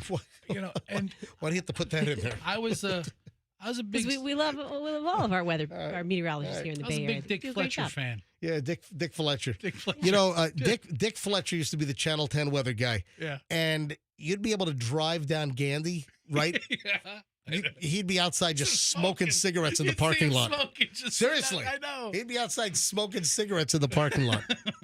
Yeah. Good man. All right, 7:56 at the MJ Morning Show. We are in the middle of an hour and 20 minutes of nonstop MJ. Regarding schools. Yeah, that's the other big news. I mean, so far, a lot of counties have not announced anything. Yeah, so at this point, Hillsborough County, Pinellas County, there are no cancellations announced at this point. So I heard Pinellas County is having like an 11 o'clock press conference, Yeah, so they're going to shut it down. I expect that our immediate counties are going to potentially close schools early on Wednesday. I'm guessing we're not going to have school on Thursday for most of our counties. What we do have so far is Citrus County will have early dismissal Wednesday, 9:25. So Citrus County, but I think that was planned already. It was already on the calendar. Yeah, Citrus County will have early dismissal on Wednesday, and I thought I saw those old boys at Hernando County don't waste any time. Yeah, so Hernando, all schools and district offices in Hernando will be closed Wednesday and Thursday. But all other counties at this point, there are no cancellations, just early closure Wednesday for Citrus. You know what was weird? I didn't realize this yesterday because we're Hillsborough County, but Pinellas was off yesterday. Really? Yeah, so they just had an off day. I had no idea. Pinellas County was off yesterday? Yes. Different It was a counties teacher take- planning, so Yeah. they might end up with a couple of days off this week. Why? What? The counties take days off. Yeah. It's all right. All right. Hey, I've got the latest Puff Daddy, P. Diddy, Sean Diddy Combs pile. And there are a couple of interesting things. Oh, there's another very unfortunate audio bite from Sean Combs that has surfaced. We'll get to that here in just a bit. Can we all just do a collective, oh, I feel so bad. I saw this and I laughed out loud. Who are we feeling bad for before I do that? Hot people. People that are just smoking hot. They're beautiful people. Hot people are complaining about their terrible times they go through because they're so good looking. Oh, I'm sorry, Roxanne. It's so bad. It'll be okay, Rox. Yeah, there's a Reddit thread that has popped up, and beautiful, good-looking, attractive, gorgeous people are entering a discussion on how tough it is, the disadvantages of life of being so good-looking. All right, you're joking about it, but I've seen like ridiculously hot women say how they are so hot, nobody even wants to take a crack at it. It's a special interest group, You know for what? sure. This has come up on the show in the past. It has. This is not like something brand new that is just developed here on the MJ Moore. This has come up numerous times, but there's a new Reddit discussion that's gaining traction with jillions of responses, and then there are news stories that are now popping up about this Reddit thread of this pretty privilege. So here's a thread, physical appearance and people being so good looking. One of the questions was, what was your horrible experience for being attractive? And this is getting a lot of traction, and it's going viral. Good looking people, folks with amazing bodies. Or, sometimes you have an amazing body and, your face is a wreck. Sometimes you have the whole total package. Sometimes you have a great-looking face and, the body's not model-esque. So you get all the different. In my case, it's all of that is a disaster. So you're referring to yourself, right? Yeah, and we still have to find out where you're damaged, by the way. We haven't gotten to that. All right. Hold on a minute. I want to take some calls on this. First, let me do Cash Kitty because it is 8 o'clock. 8 o'clock at the MJ Morning Show. There were some text issues yesterday a couple of times, but I think that's all been sorted out. This hour's word is spend. That's S-P-E-N-D. Like win the money and spend it. This hour's word is spend. S-P-E-N-D. Text the word spend right now nationwide to 45911 before quarter after for a shot at $1,000 cash, or you can enter it on the Q105 app or at myQ105.com. The word is spend. Text the word spend, S-P-E-N-D, right now to 45911, and you could be the latest $1,000 winner. We'll do it again at 10 a.m., 12 noon, 3 p.m., and 5 p.m. Do we not play the meows anymore? It's the Cash Kitty. Sometimes I make meow sounds at middays, just my own. Okay. I mean, we have a whole bank of meows, and it is the Cash Kitty. And if we're going to name the contest, otherwise it should just be like, MJ says text this number now. Hang on a minute. I have to find the page. If you're going to do the Cash Kitty, do it right. I mean, come on. Thank you. There we go.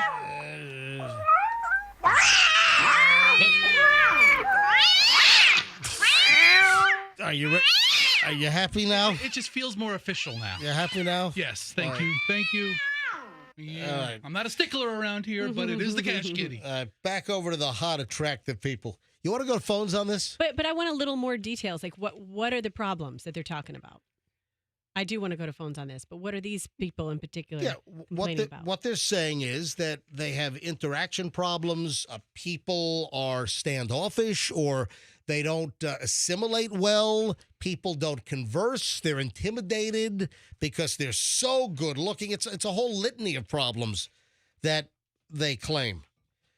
So here, being attractive enough to get hit on, but when you're not interested, they pick out something to make you feel like bleep about, so they don't feel bad about being rejected. That's what one person wrote.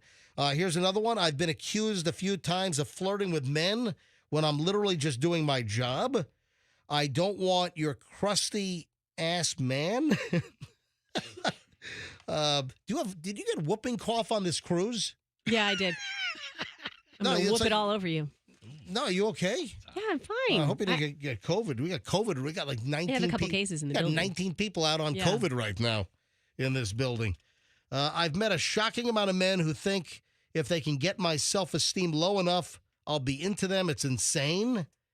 When people who are your friends take every chance they can to criticize your appearance or anything else because they're so attractive, some of the friends are trying to look for ways to tear you down. Just like passively aggressively just take little shots at him.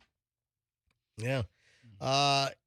Here's a drop dead gorgeous woman. I've experienced others pretending to be friends just to be seen with me. Oh, well, that all right, sounds so like a stretch. the question is, are you so attractive that it's a problem? Or would you like to add anything to this conversation? 800-990-1047. 800-990-1047. Oh, and a good segue after we finish this, a good segue is I saw a video and I pulled the audio on this thing. An attractive young woman who's a cashier says, don't wear your name tag because it invites creeps if you have a name tag on if you're good looking. Is that another thing? Yeah, I know. I'll get to that in just a minute. All right, let's go to phones. 800-990-1047. What do you think about hot people, attractive people complaining about their horrible experiences because they're so good looking? Is that you? Are you so good looking that you've had bad experiences? Or maybe it's just the opposite. Maybe it opens up every freaking door in the world for you. If you want to use your name, that's fine. If you want to be anonymous hottie, that's fine. Any comments in between, any observations you've made about this particular situation, 800-990-1047. That's how you get on. 800-990-1047. That's how you get on the MJ Morning Show right now. Let's grab Anonymous in Brandon, wants to talk about pretty privilege. Good morning, Anonymous. Good morning. Welcome. Thank you so much. Are you so attractive that it's a problem? It has been in the past, for sure. How old are you? I am 52. And you sound a lot younger, by the way. At 52, what have your problems been? What have you experienced? I look a lot younger, too. But, yeah, especially when I was a teenager, when I would babysit, I would get hit on by the dads all the time. Jeez, the dad want to drive you home? So, I would just, find a new job because that was very, uncomfortable. How old were you when you were getting hit on by dads as a babysitter? It started when I was about 15. Oh, my, 15 or 16? Oh, wow. 15. Oh, my and God. That's pretty freaking creepy. Yeah, and then it was my birthday when I was babysitting for this family, and I told the dad, he's like, "Oh, you're 16, you need a birthday kiss," and I'm like, "I What? do not." Wait a second. Wait, a dad told you need a birthday kiss? You need a birthday kiss. My God. Did you tell the mother that the husband wanted to give you a birthday kiss at 16? No, but I never babysat for them again. Oh, my God. All right, so now at this point in your life, what are the issues? Any problems? Not as much. I'm definitely older, but I do, get hit on. I know when I was a waitress, I used to get, you know, asked out all the time, and you know, I would find out like these people were married, and you know, I didn't date a lot just because, you know, just lots of uncomfortable experiences. Are you married now? I'm engaged. Oh, wow. Oh, congratulations. Have you been married prior? Yes, I was married for 22 years. Oh, wow. All right. Well, you sound like you're like 30, by the way. But I, you know, I mean, it's definitely, I think, been mostly an advantage. Just, you know, but those few things just make it, you know, I was very. What about your friend group? Have you ever had friends that were intimidated, or you think you've not had as many friends because you were attractive? I don't think so. I don't think that's been an issue. All right, anonymous, pretty privileged call number one. Thank you. Let me grab Jill in Sarasota. Jill, you're on the MJ Morning Show. Hi. Hi, how are you? Good morning. Hey, Jill, go ahead. Hi. All right, so what's your story? I could give you years worth of material. Years worth of material. It sounds like you're in a wind tunnel right now. Are you doing a photo shoot where your hair's blowing back? No, it sounds like she's on the beach Yeah. and the hurricane's coming by. outside. All right, Jill, can you shield the wind? Can you shield the wind a little bit? Okay, I'm inside All now. right, all right, good. Much all right. better. All right, go ahead. I said I could give you all years worth of bullying and harassment. All right, give us a couple of the top items. So, Jill, you're saying that you're extremely attractive. Is that what you're saying? I don't know if it's extremely. All right. So, what's happened? Give me some of the stories of. Let's just assume you're hot. All right. So, what's happened? It's just years worth of bullying and harassment ever since high school. Started in high school, and it hasn't stopped to this day. Women especially are the worst. I have all guy friends. And even some guys, if you reject them, they get angry and bitter, and they come at you. So, Would you say that being very attractive has been a curse? yes, absolutely. Wow. Absolutely. So you would rather be less attractive? No. All right, it's a curse, I mean, but you'll you take wouldn't. the But you curse. wouldn't trade it. Heck no. All right, Jill. Thanks for the call. Let me grab Johnny. Johnny's next on the MJ Morning Show. Coffee, Johnny. Go ahead. Yeah, good morning. I love your show. Listen to it every morning on my way Thank to you. work. Appreciate that. Go ahead. Yes, I've had a problem for the last 40 years, I guess. Until here lately, I've gotten older, so it's not quite as bad. But every time we'd go to a restaurant in the past, women would hit on me in front of my wife, and they would just literally sit there and talk to me right in front of her like she wasn't even there. And so it caused a lot of problems, and my wife would dream about it at night that I was cheating on her. Oh, no. Oh, yeah. Every other night she'd wake up in the middle of the night. You've been cheating on me. I know you have. Oh, she wakes up with like the sweats. Yeah. Johnny, what's the status of this marriage now? Fine. Are you guys okay? Yeah, we're great. All right, so you I made didn't it through. cheat on her. I never cheated on her. I've been married 37 years That's now. fantastic. And they still hit on me. I'm older, but they still do that. Johnny, thanks for the call. I appreciate it. I have great news for all these hot people. That opens up a line, by the way, 800-990-1047, 800-990-1047. Yeah, want to hear from hot people that say it's a curse, or, you know, what problems have arisen because you're smoking hot. I have great news. If you're smoking hot and it's causing problems, eventually you will get old and you will not be as hot and you won't have to deal with those problems. Roxanne, that's not necessarily true. You'll always be hot in your category. I mean, they're hot. I mean, we had our first caller was 52, right? And you know, she still might have the effects of her unfortunate hotness. 800-990-1047 gets you in. A couple more calls on this. 800-990-1047. Olivia in Clearwater. Hi, Olivia. Hi. Olivia, are you just hot beyond belief? Olivia? I think the phone line's just burned up. I am beautiful on the inside and the Hold on. Start again from the beginning.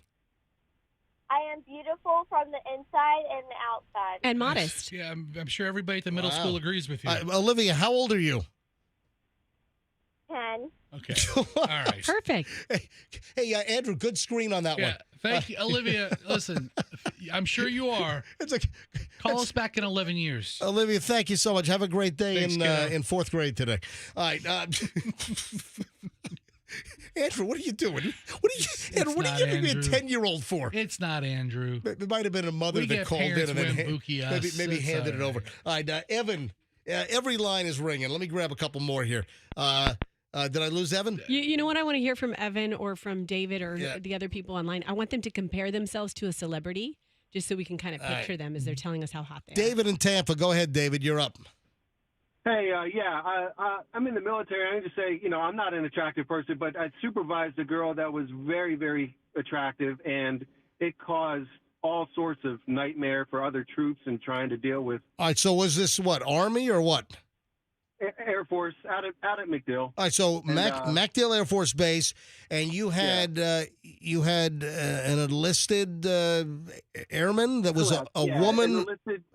An enlisted airman woman who was very attractive and constantly getting hit on, and it just created a nightmare around her and trying to navigate that crap. And then, so how did you navigate it? How did you? And what was your rank at the time? Were you in a supervisory role? I was, yeah. I was a higher supervisor enlisted role, and just you'd have to issue paperwork. You have to have. So were you like a sergeant or staff sergeant or? I was a master sergeant. Master sergeant. Okay. All right. So how did you navigate the hot female airmen around all the guys? Basically keep your mouth shut, focus on your mission, focus on your job. But it just, it's annoying. I don't want to say I'm glad eventually she moved on because it was just an extra, Wow. Was she wearing hot, tight-fitting fatigues? She was a beautiful woman, but I also have a beautiful wife, so I didn't have to get sucked into all that. It wasn't her fault, though. No, that wasn't. No, of course She's not. trying to serve her Absolutely not, country. But, David, you get guys from the middle of Kentucky that never seen a cute girl in their life, and next thing you know, Looney Tunes. I got you. Thank you, David. Appreciate it. Sam is up next on the MJ Morning Show. A few more calls, and we got to move on. Sam, hi, you're up. Good morning. Appreciate your time and your show. Real quick, college. I went to a small college in Palm Beach, and so small network of girls. The girls that flirt with you, it either clicks or it doesn't. So here's the flip side of being a guy and being somewhat attractive. I've been cast in scenes, feature film, Mr. 3000. I've been in scenes with Chris Noth, Angela Bassett, people like that. Wow. So I'm not hard to look at. So, and that's why I got cast. I was a stand-in. I got cast just because of the way I looked, is what the director said. And I was a reporter and a photographer and all that. But getting back to college days, the girls that would flirt with you and you didn't feel a click or anything, they would get their feelings hurt and then spread rumors that you were a player. So then the girls that you were attracted to, they would talk to you and flirt with you and like, yeah, I think you're just a player, because you're a good-looking guy. You must have a bunch of girlfriends. So I would miss out Hang on a some second. really quality women because of girls that would get their feelings hurt because I wasn't attracted to them. Gotcha. What a tangled web. Yeah, really, that's rough. Thanks for checking in. That sounds so snarky. Look at Roxanne being all sarcastic. No, I wasn't. It does. It sounds like a Lifetime movie. Like it sounds like seriously, like an after-school special. Let me special about a player, man. Let me grab a couple more. Anonymous in Carrollwood Village. Hello, Anonymous. You're on the MJ Morning Show. MJ, is this you? Can I tell you the story? I used to get hit on by my first grade Catholic school teachers. They would tell my mother all the time, my nickname is Pretty Privilege. I went for a... Hold on. Your nickname is Pretty... What? And you want to be anonymous? You won't give us your first name? Like Pretty... Yeah, well, I'm not telling you my first name. So anyway, I went heard about you, Pretty Privilege. We know who you are now. You outed yourself. All right, go ahead. So anyway, listen, I've had this most of my life, and I'm 66 years old now, and I'm a little bit tatted up and everything. Listen to this. We went to a store by your house, MJ, in South Tampa last Saturday night in that new Mid-Village thing. And Midtown.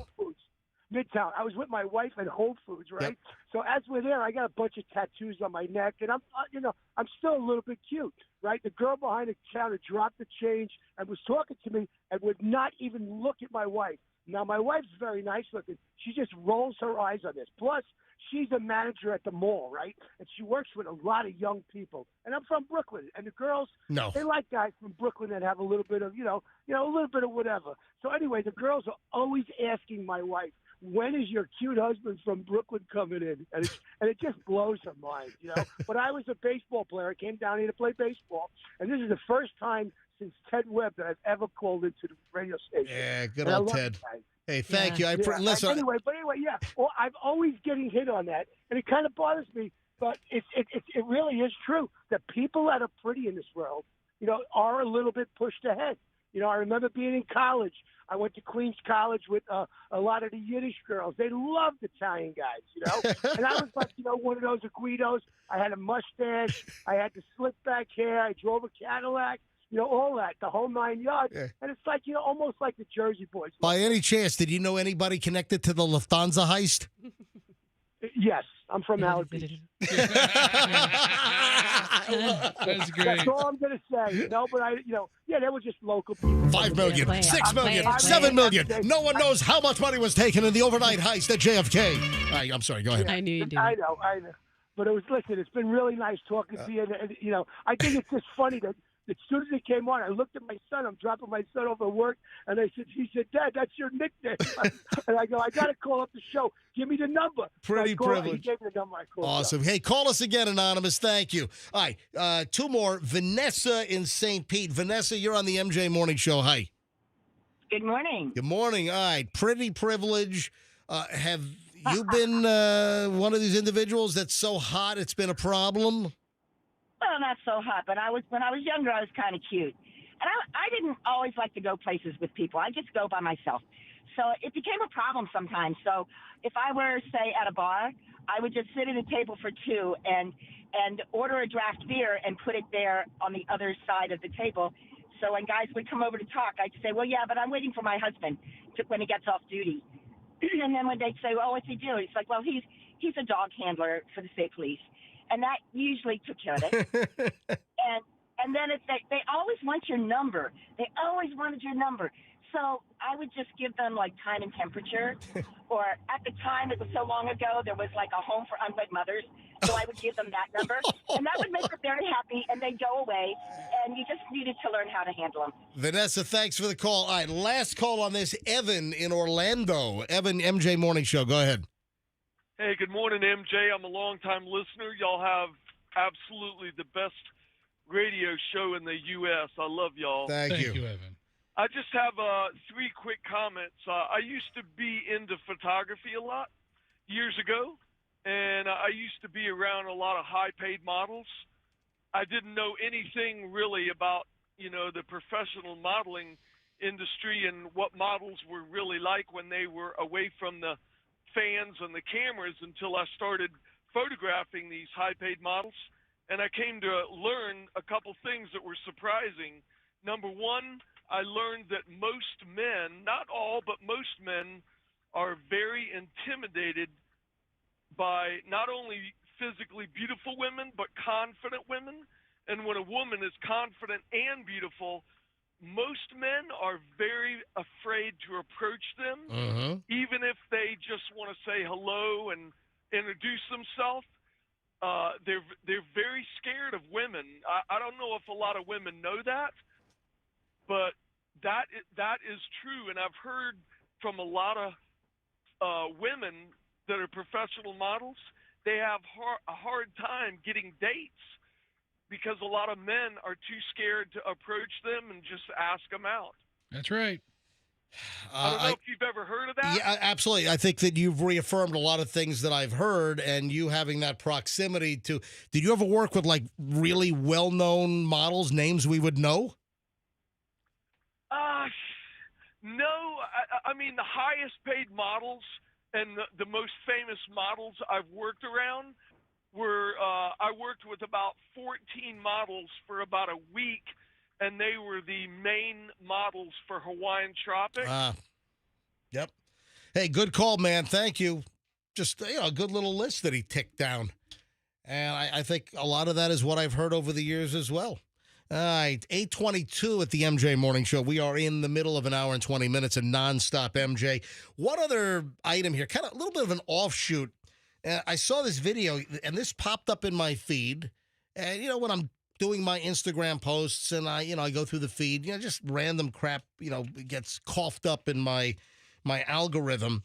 And this young woman looks like she's in her early 20s. Jada, who used to work retail, a cute young woman. And Jada has some advice. And part of what Jada says is, as a cashier, she hated wearing a name tag. Listen to her. I want to play this audio. She's almost making the suggestion that wearing a name tag invites the flirting. And she never wanted to wear a name tag because she saw the name tag at her cashier job as being an invitation to start a conversation. Problematic. So listen to a little bit of this. I started my first cashier job where I was just at the cash register all the way through my shift. When I was 18 years old. Yep. I did have prior experience at the front counter at fast food restaurants, but I wasn't just at the register all day long like I was at this store. It was a grocery store, Dollar General, and it was the only store. We had 2 stores in the entire small town, so it was busy, tons I'll tell you, she's too hot for a Dollar General cashier. I'll tell you that right now. Store, literally. I've been friendly to customers, just doing my job, right. And they have seen this as me flirting with them or, wanting their number, whatever. And then they will begin to hit on me, and it will become to the point where it is harassing, and they will come back time and time again with this same behavior. Unlike a lot of people, I was very lucky, and at this place I did have a woman who was my boss. She was a wonderful woman, and she would always tell these people that they could not come back to our store, or she would end up ringing them up and deal with them, and ahead of time she'd be like, no, this person's a creep. You're not ringing them up. I will do it. That kind of thing. She always protected us, but a lot of people are not that lucky, and you just have to kind of deal with it, and you need a paycheck. You need to pay your bills. And I'm sorry, no woman, man, no one should be being harassed at work. That's horrible. It's a horrible experience. You should not have to be putting up with it at all. And being friendly, being overly nice can lead to these harassing or, uncomfortable situations with customers. That's interesting. So an attractive cashier with a name tag that some people take that as an invitation to flirt. Yeah, Fester just brought up her picture. She's a pretty young woman. Yeah, Fester just found her image, and clearly she's way too hot to be a Dollar General cashier. She's on the hotter end of Dollar General, but she's mid-level. Crowd, she's mid-level Macy's. Moving along. Oh, she's better than that. Moving along. The latest on Sean Diddy Combs. Ooh. And, we have an interesting audio bite that has surfaced from an old Entertainment Tonight video interview from 1999. There are hundreds of clips of this guy out there. Oh, and they're all about parties. Yeah, and he was known to be the party guy. The bulk of the P. Diddy audio bites that are, cringy probably haven't even been uncovered or discovered yet, Roxanne. Guess what? All those sound bites, too, that we're talking about, you're finding them all over IG. They're flooding my feed. That's everything I wake up to is Justin Bieber and P. Diddy. Yeah. Did you see the one? I just saw it circulate. Maybe you guys talked about it last week, where he, pats down Justin Bieber, and it looks like he's trying to see if he has a wire on him before he talks to him. Really? It's so creepy. What was this when Justin was 15 or 16, or was it? When Justin was starting to, probably 20, if I had to guess. All right, here's the Diddy clip. This is Entertainment Tonight. Da da da da da da. Would Mary Hart introduce it? Probably Mary Hart. Hi, I'm Mary Hart. Yeah, listen. Start bringing people together from all walks of life. You're going to hear about my party. They're going to be shutting them down. They're going to probably be arresting me. Foreshadowing. You're going to be hearing about my party. They're going to be arresting me. Wow. fun bringing people together from all walks of life.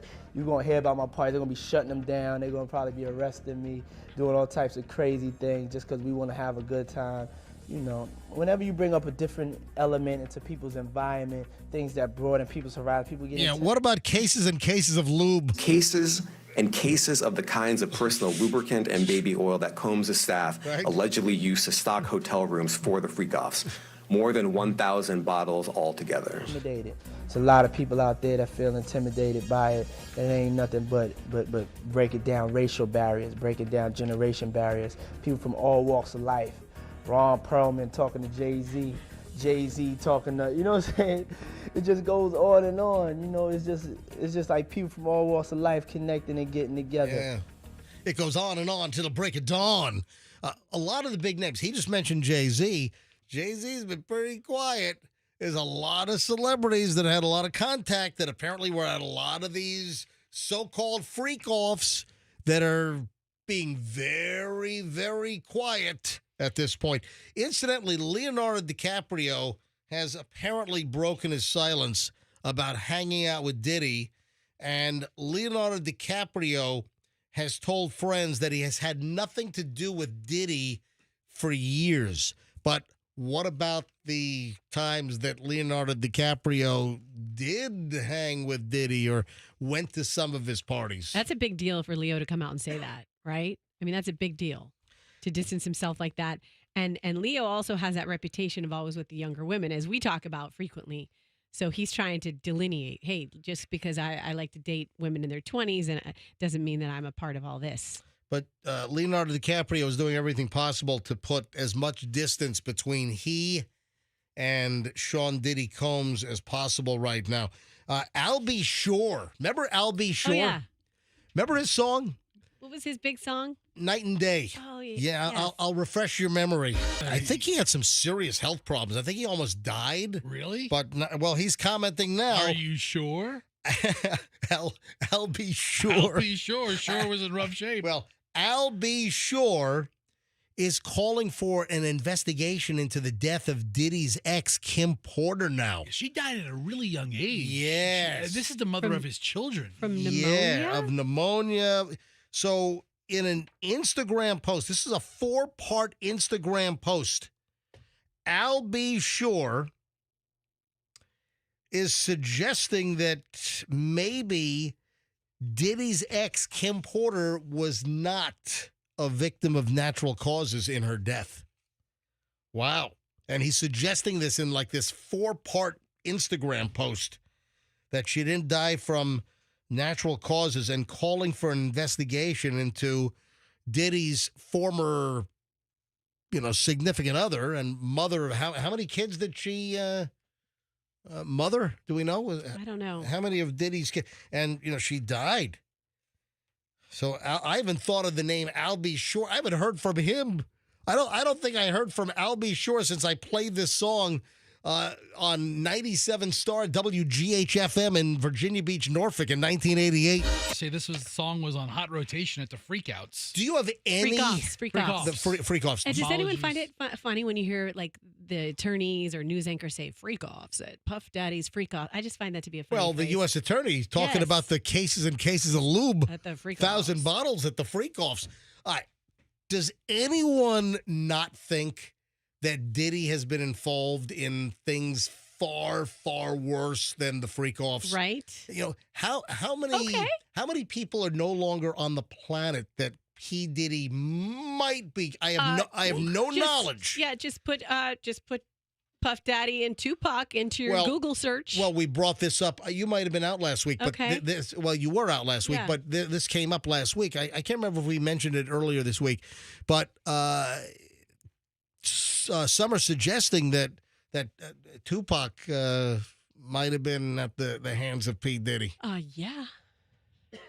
So Some rumors floating around about that have been for years. all right, some other Other rumors some about other the two of them. Diddy items here.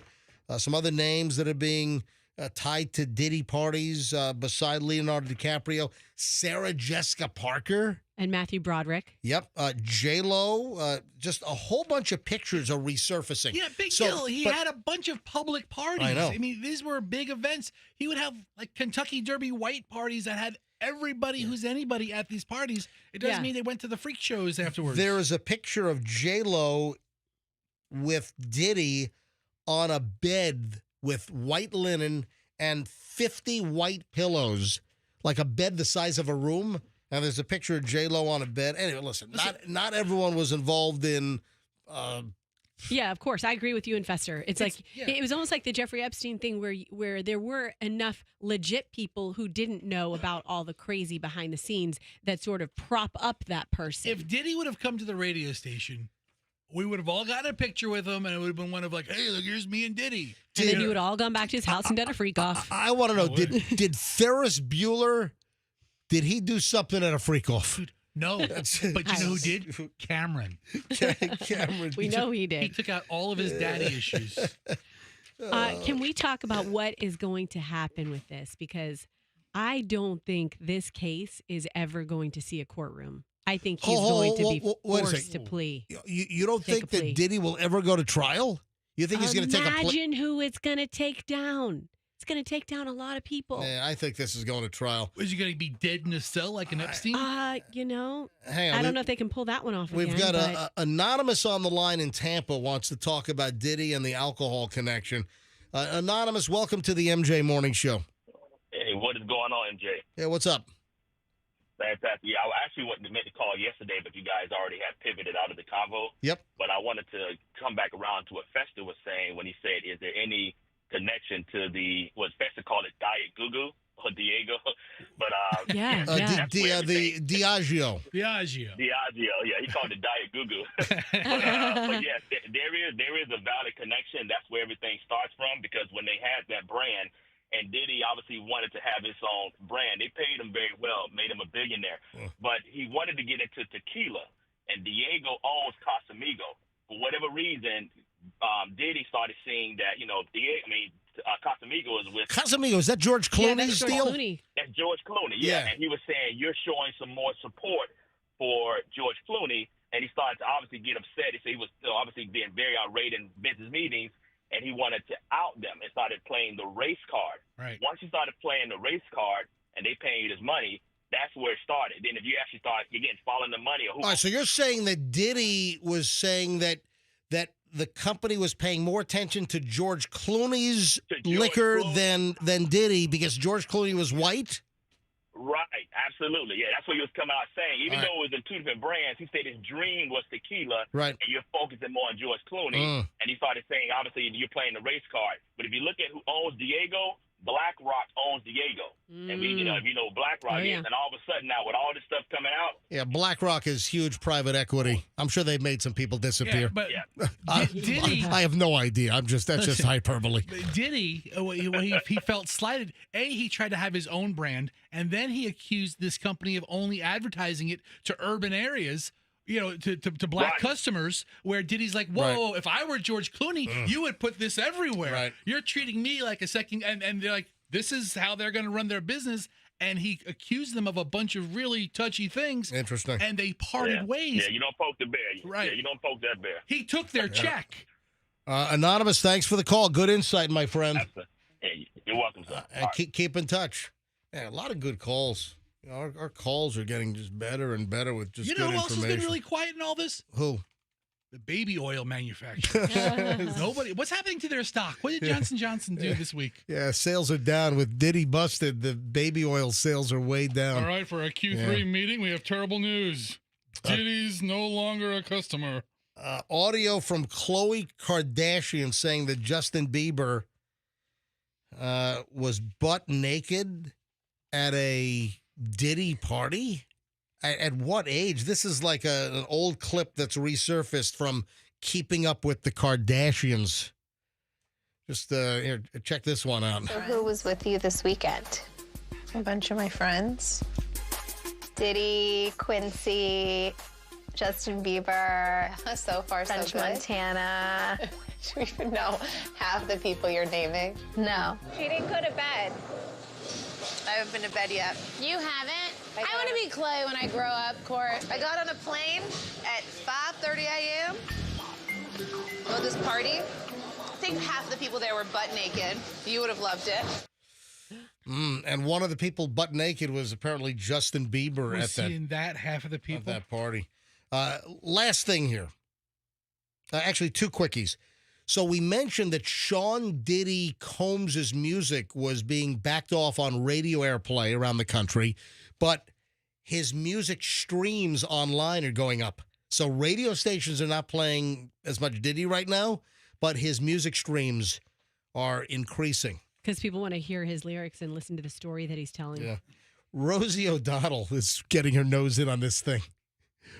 And, of course, I ruffled some feathers with my rotten chicken that I got at Winn-Dixie last week by saying that the chicken, if you don't know the story, the video's on my Instagram, Certified MJ Radio.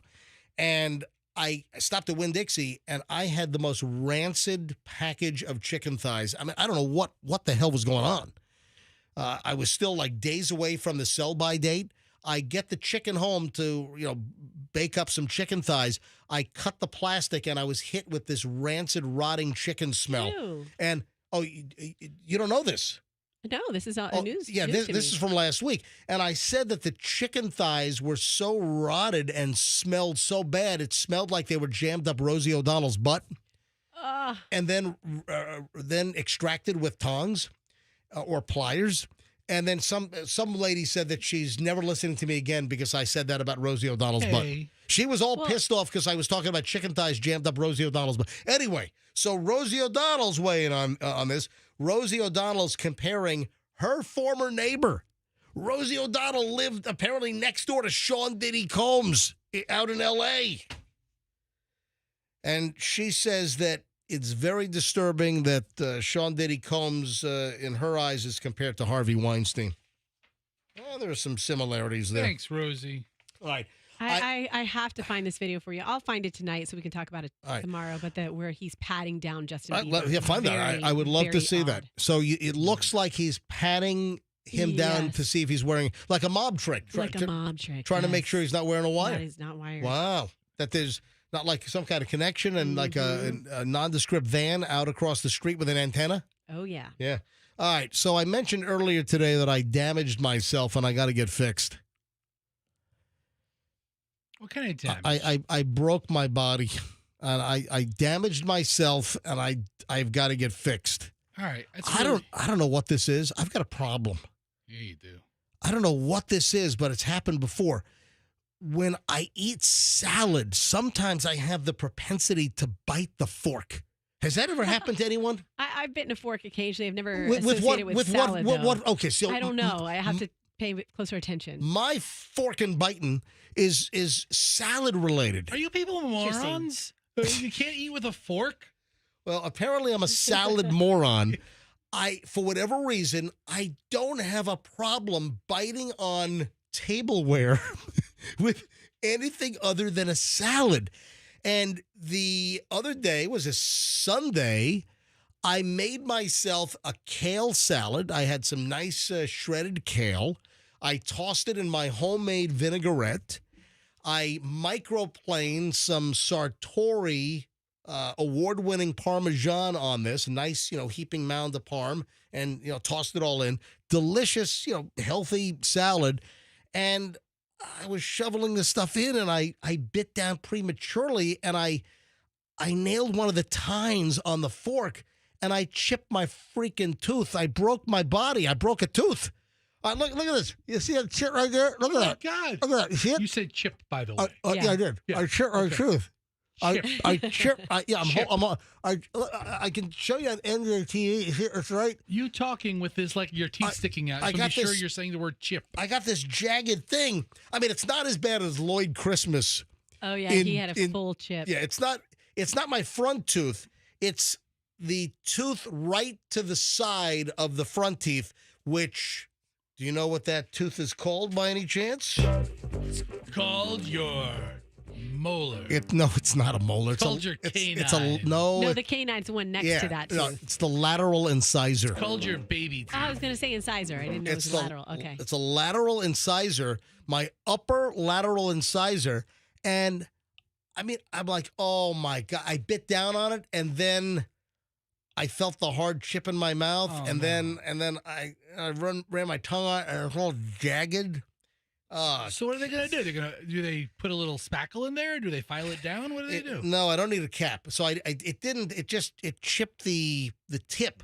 So it didn't get into like the nerve or anything. So I don't need to have it filed down or capped. But, a lot of people would probably just leave it, but I can't. I'm not leaving it. So guess who's going to fix my tooth tomorrow? Dr. Childers? Dr. Childers. Yeah, absolutely.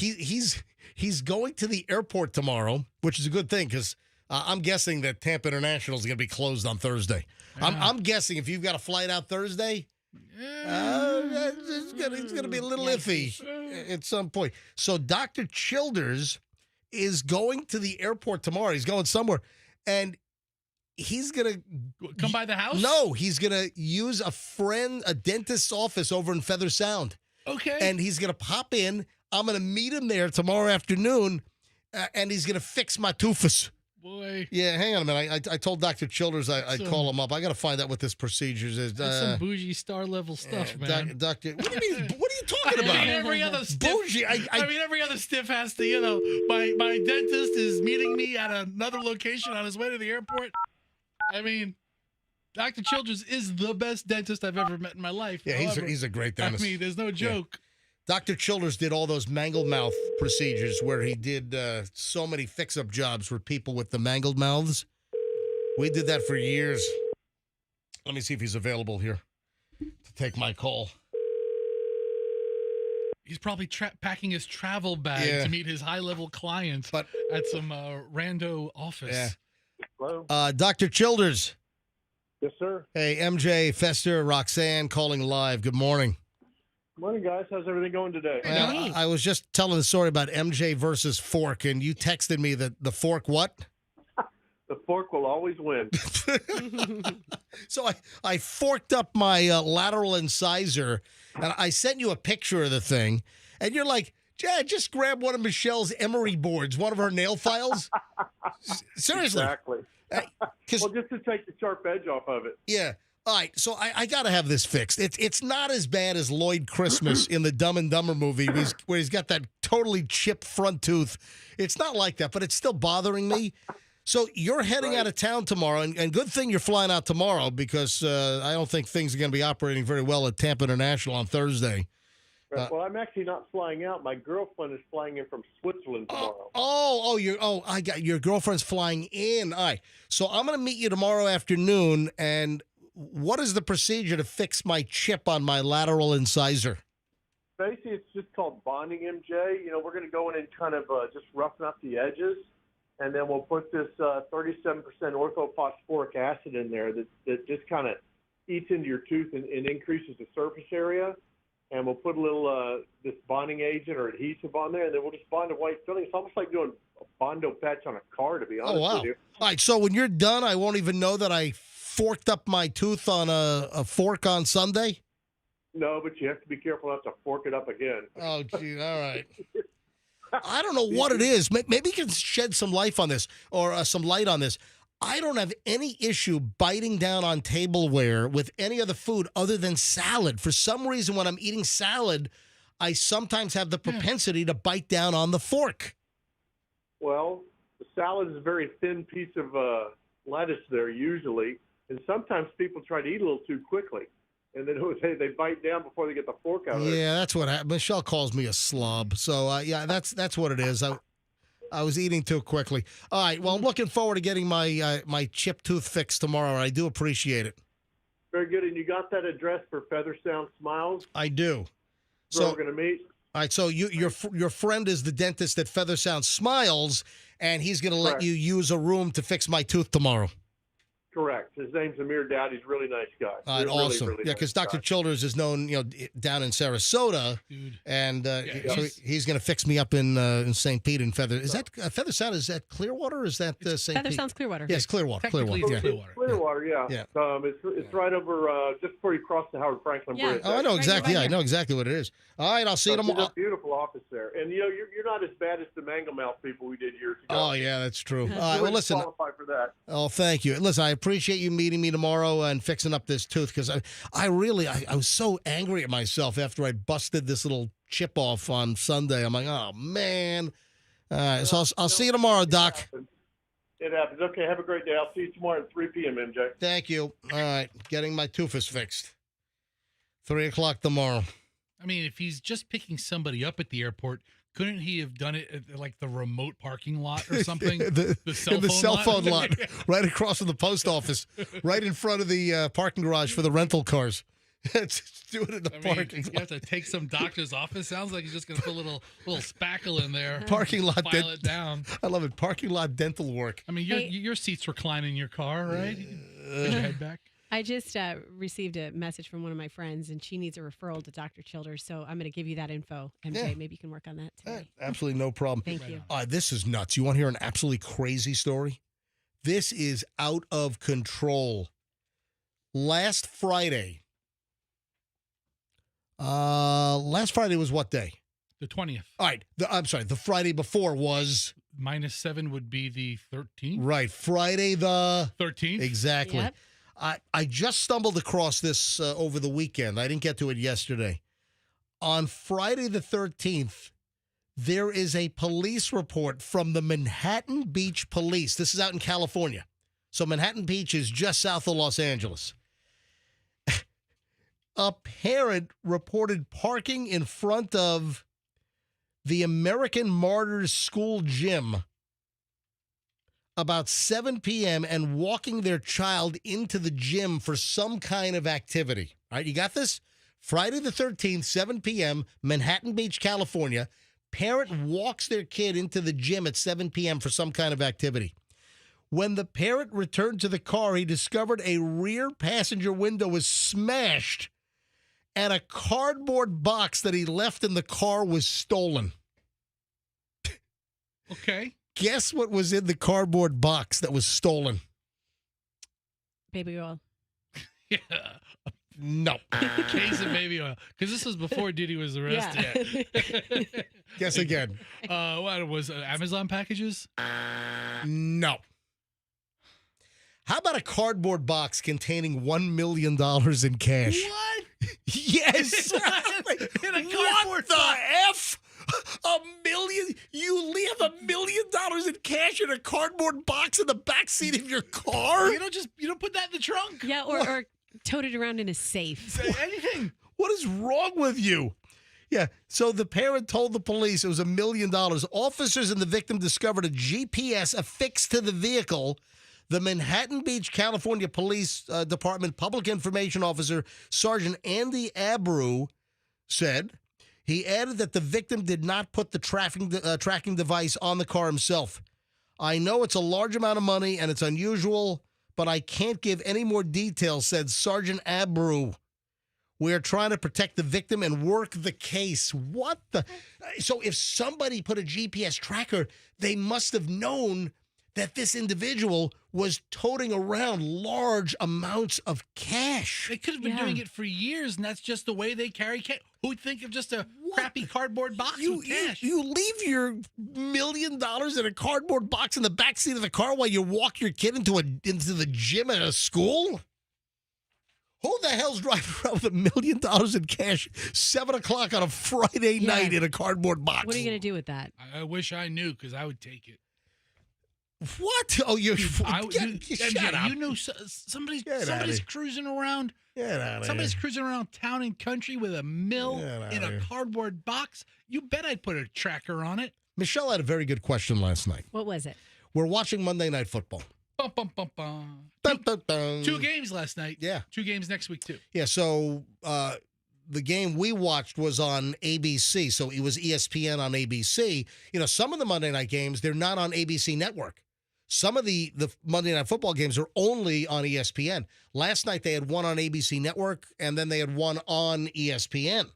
So we're watching the game last night, and it was a great game. You know, Michelle feels so bad for Pretty Boy.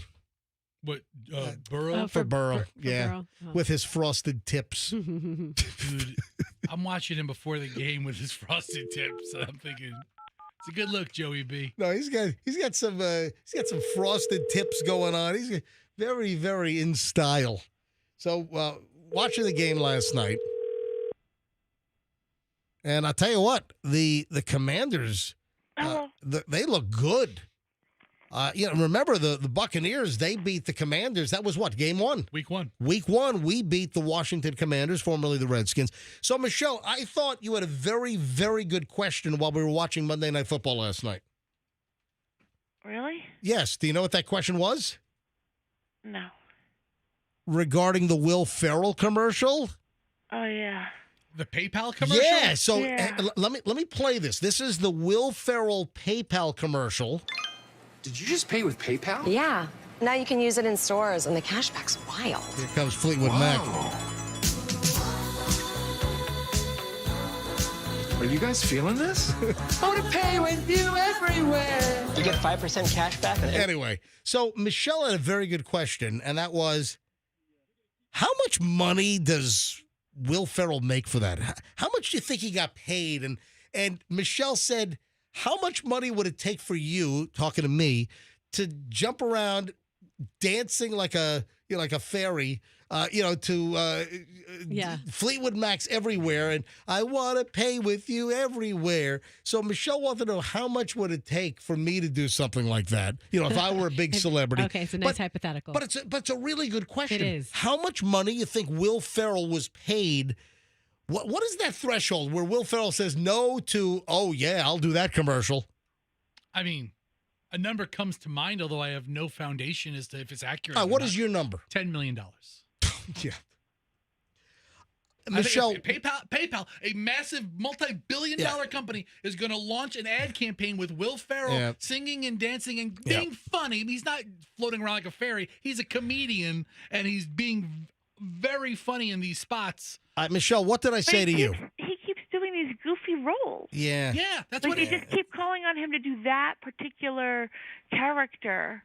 And, he's kind of getting relegated to these, everything's kind of goofy with him these days. He's getting relegated to being a billionaire. Okay, right. I don't feel so what? That's his one trick. Michelle, a billionaire. He's not a billionaire. Maybe not yet, but he's on his way. He's not. He's never going to be a billionaire. All right, Michelle, how much did the people who invented PayPal are billionaires? Yeah, that's true. He's 160 million. Michelle, is that what it is? According to Google. All right, Michelle, how much did I guess that Will Ferrell was paid to do that commercial?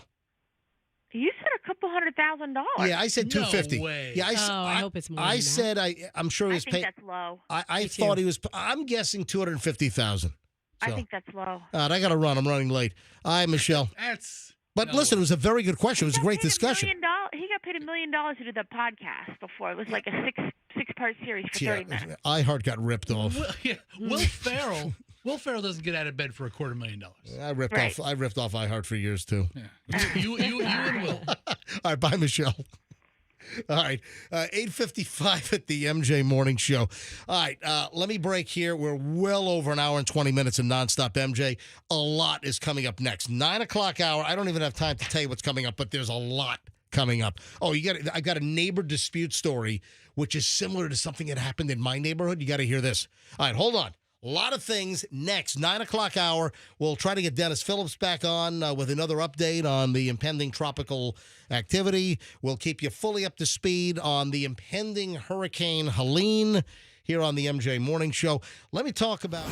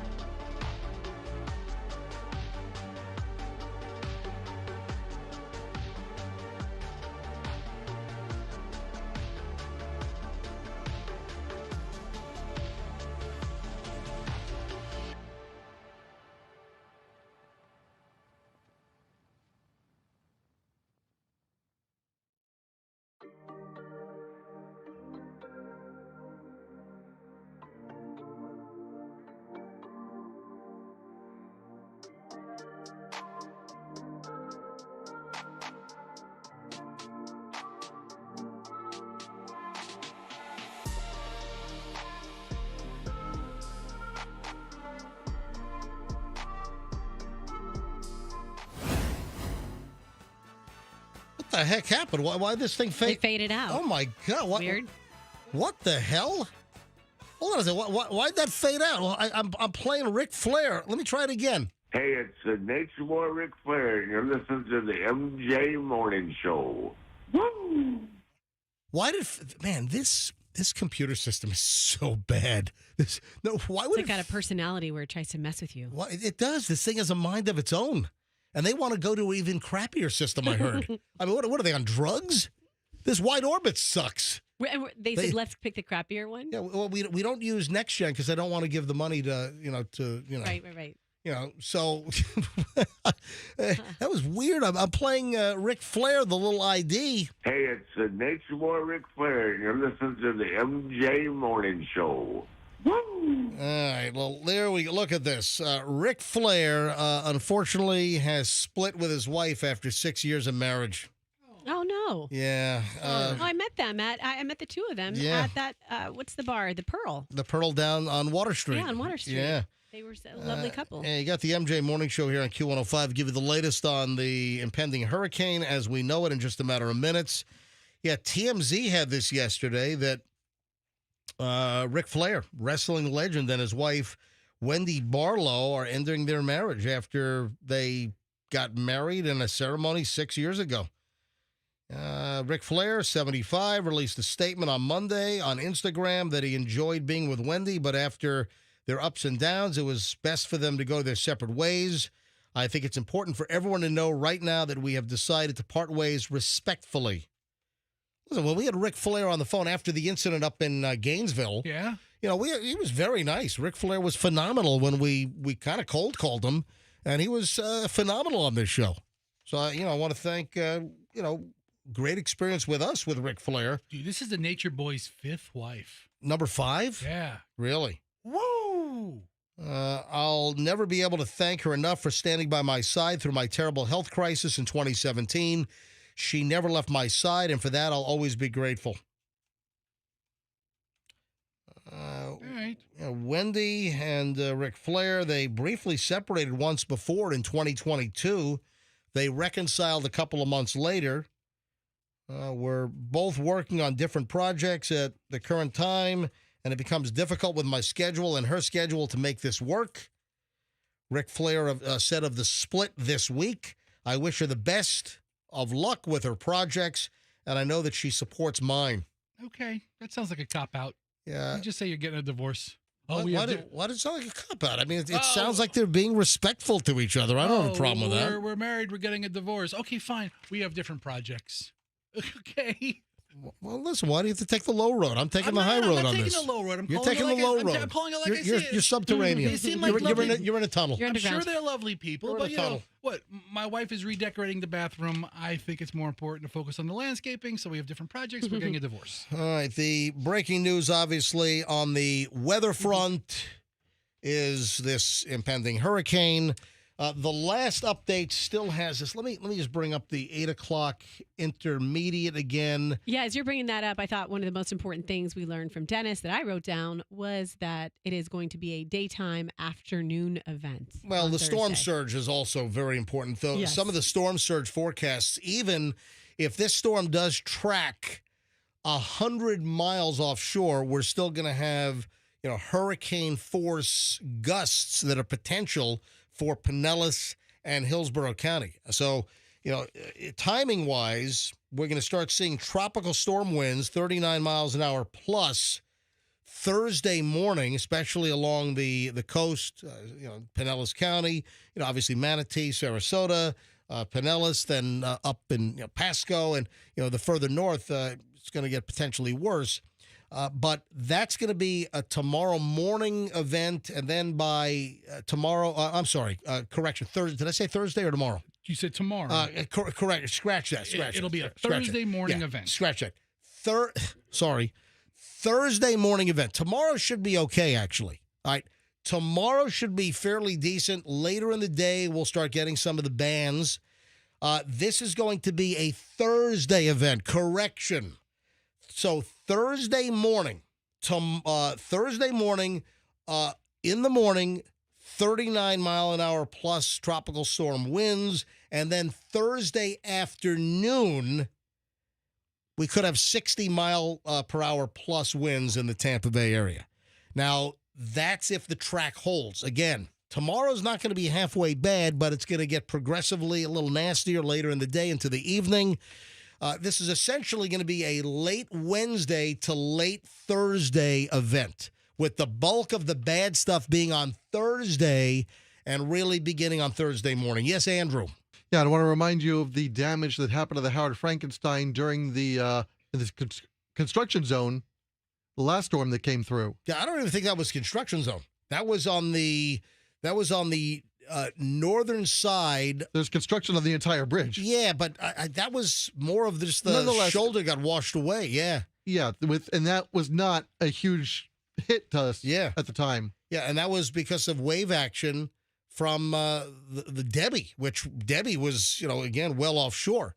So, again, who the hell knows what happens? Some of the surge forecasts are, scary. There are some 5 to 8 foot surge forecasts for like later in the afternoon on Thursday to about midnight. So be careful of storm surge. Hopefully it would be at low tide and not high tide. That will obviously be a much better scenario. But again, we are dealing with deteriorating conditions later tomorrow on Wednesday, and this is a primarily Thursday event, and we hope that the track, all of these spaghetti models are really in agreement, smacking this thing into Apalachicola, in between Apalachicola and Big Bend. And listen, you heard Dennis this morning. What time is it? It's 9:12. I don't know if we can get Dennis back on before the end of the show, but Dennis is bringing his son home from FSU because this thing's going to track right up toward Tallahassee, and it is projected to be a major hurricane. Now, roughly 2 p.m. on Thursday, this is supposed to be a Category 3, according to the projections. Again, they have a much better feel and a much better accuracy of predicting track versus intensity. But the Gulf is warm as your shower. The Gulf is just, it's not quite 120 degrees, but the Gulf is still very, very warm, and that is energy, that's fuel for these hurricanes. So, you're going to have a Cat 3 whacking into the Panhandle as it stands and then up toward Tallahassee. I think the track puts this thing not on top of Tallahassee, but adjacent. But listen, you heard Dennis Phillips. Dennis Phillips is bringing his son home today from Tallahassee back to the Tampa Bay area. So let's hope that the forecast does hold and it verifies that it does not hit us. It is well offshore, but we will have effects. There's going to be erosion. There's going to be flooding in the typical places, most likely. This is a wide storm with a wide wind field. But the bulk of this is supposed to be over 100 miles offshore off of, let's just say, Indian Rocks, Reddington, St. Pete Beach, Clearwater Beach, etc. But still, we're going to have some significant effects here in the Tampa Bay area. But it's going to move fast. So it is a fast mover. It's not going to be a slow, lumbering storm like Debbie was, which was still... She was a lumberer. Just totally lumbering. But we've had now 2 daytime storms because I feel like we always get them in the evening, right? Do we know Overnight. why? Say it again. I feel like prior to the most recent storm and this storm, I feel like usually they're overnight events. It just depends. The timing's the timing. It could happen in the day, the night, whatever. Do we know where Fester went? He just exited the room. Yeah, that was odd. Is Fester in the... Dude, what are you doing? Where'd you go? Hold on. You got this look of concern on your face. You exited the studio for the last 5 minutes. What are you doing? The look of concern is off my face now. What is wrong with you? I had an emergency. Would you poop your pants? Would you soil yourself? No. What? No, What happened? I didn't because I left the room. But, I had a tiny, I don't even want to say it on the air. Really, it's I had a... Is it bodily I had function? something, yes. I had something that had to happen right that second. Oh, and you don't want to blow it out right in front of Roxanne? Listen, you guys know I have no problem blowing them out. Gentlemen, I had a little... Do you ever have like a micro toot and then that just unleashes everything that's behind it? Can you say short on the air?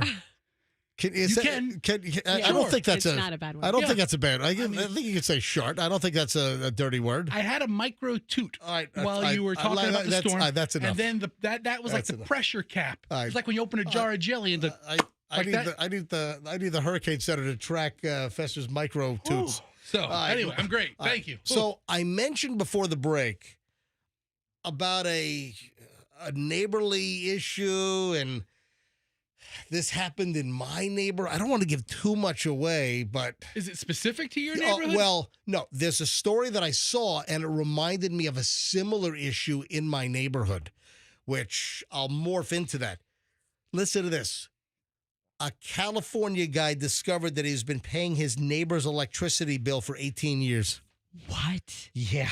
Why did they? So they somehow hooked up to his? Yep. We're scamming him? Yeah. Ooh. Vacaville, California, resident began to question the price of electricity bill every single month, realized that it's been going on for about 18 years. That'll put a damper in the neighborly friendship if there was one. Ken Wilson, a Pacific Gas and Electric customer who's lived alone in an apartment complex since 2006, told ABC News San Francisco that he started to notice his bill rise a few months ago. In an effort to lower costs, Wilson told the outlet he tried to cut back on usage and purchased a device to help monitor how many watts his appliances use. Even after I turned off my breakers, I kept going to check the meter outside. It was still running. He shut everything off and the meter's still going, still spinning.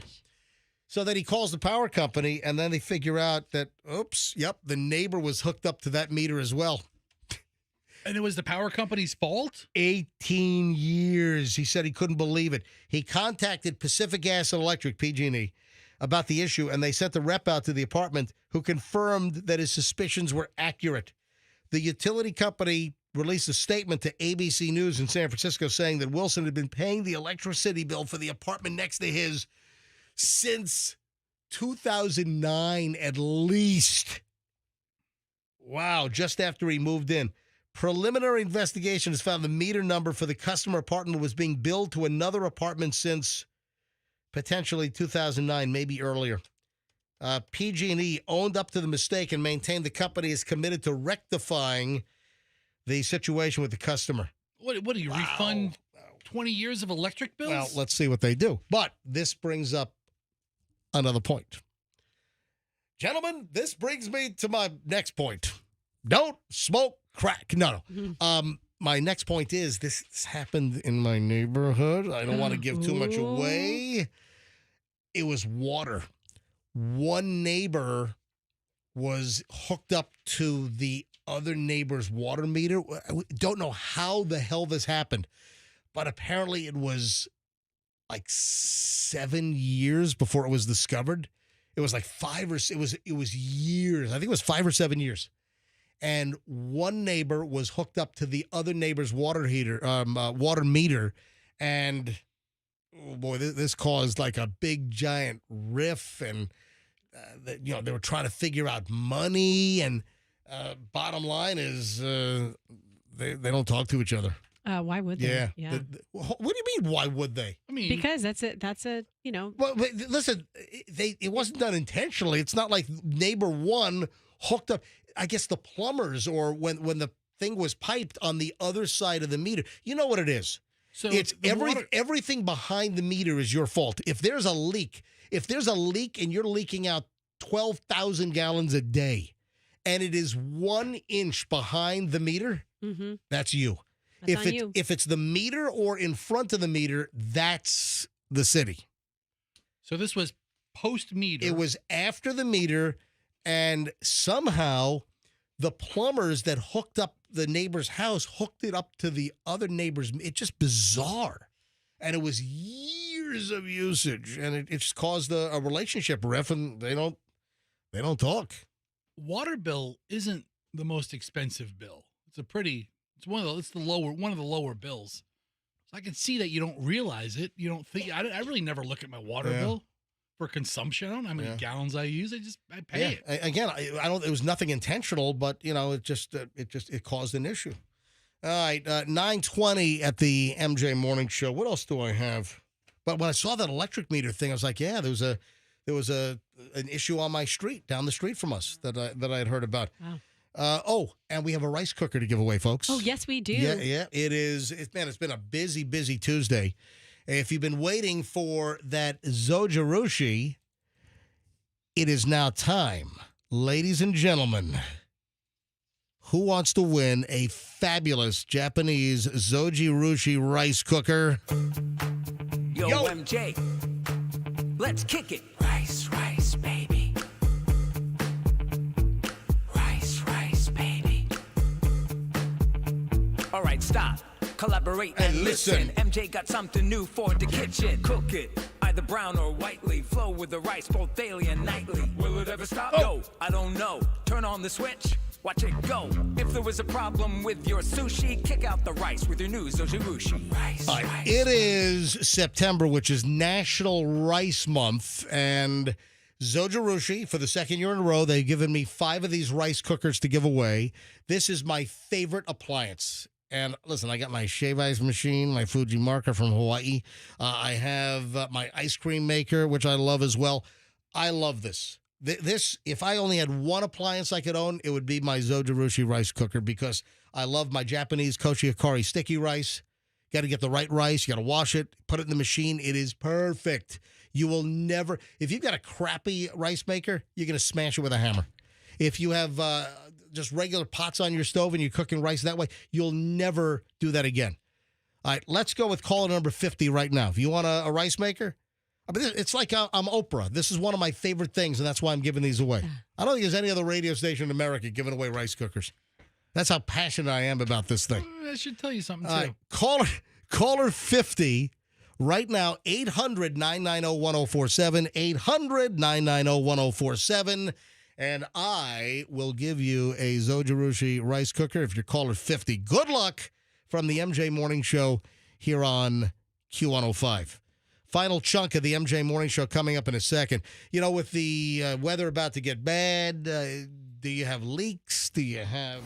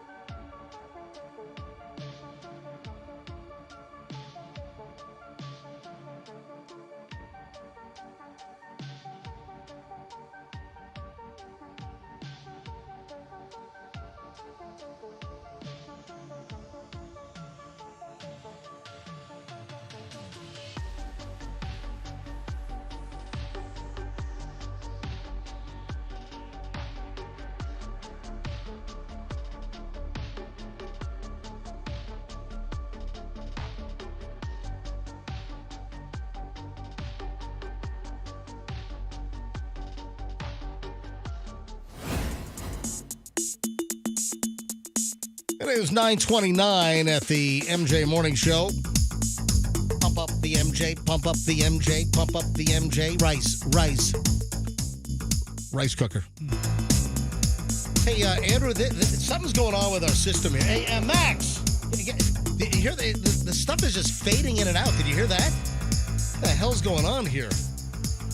All right, I got to give away a rice cooker right now. Let me grab line number 5. Hi, good morning, MJ Morning Show. Hello. Good morning. I'm talking to you. Who is this? Hello, I hear you. Hello? Yes, I'm talking to you. Good morning. Yeah, something's wrong. I hear it looping. You hear looping? My name's Donnie. Yeah, hold on. What do you hear? Yeah, our equipment is acting very funky right now. What are you hearing? I hear you say the same thing like a couple seconds later. Oh, wow. All right. Is your radio on? Yeah. Anyway, your name is Donnie? Donnie, can you hear me? Yes, I can hear you. All right. Do you hear me better now? Donnie? No, I don't. I'm not near a radio. Yeah, I didn't think so. Yeah, Donnie, our equipment is acting really weird. I got stuff fading in and out and everything. Yeah, I think our console's about to die. It's probably true. Yeah. All right. So, Donnie, you're caller 50. You won the rice cooker. Awesome. Thank you. You can hear me now. Oh, hey, you perked right up there, Donnie. Donnie, where are you calling from? Yeah, Donnie, where are you calling from? From Clearwater. All right. Well, Donnie, congratulations. You got the Zojirushi rice cooker, okay? Awesome. That's great news. Thank you. I really do appreciate it. Donnie, I appreciate you listening to the show. All right, hold on. I'm going to put you on hold, and Andrew's going to get all your information, all right? All right. Thank you. All right. National Rice Month. And ladies and gentlemen, Donnie just won the second Zojirushi rice cooker. My favorite thing. My favorite appliance on the planet. I can't live without it. I can't live without it. I'd rather not be alive. I mean, it's either rice cooker or give me rice cooker or give me death. How would you function without it? What would it be like? I don't know. I make rice multiple times a week, typically. Nothing like a bowl of Japanese sticky rice, perfectly made. All right, so I've got 3 more to give away. We'll give away one on Wednesday tomorrow, and then in the middle of the storm on Thursday. I mean, congratulations. Yeah. The storm's coming. And then on Friday. Listen, hopefully it's well offshore, but we're going to have effects here. I'm going to try to see if we can get Dennis Phillips back on, but he said he might catch a nap because, he does the late show. He does the late weather. Obviously it was after the football game last night on ABC. And then we had him on at 7:30 this morning because he drove his 10-year-old daughter to school, and we had him on for like 20 minutes. And he said he was going to try to catch a nap because he's going to have a busy day, obviously. But if you're just tuning in, folks, we have an event coming for Thursday, deteriorating weather on Wednesday night into Thursday.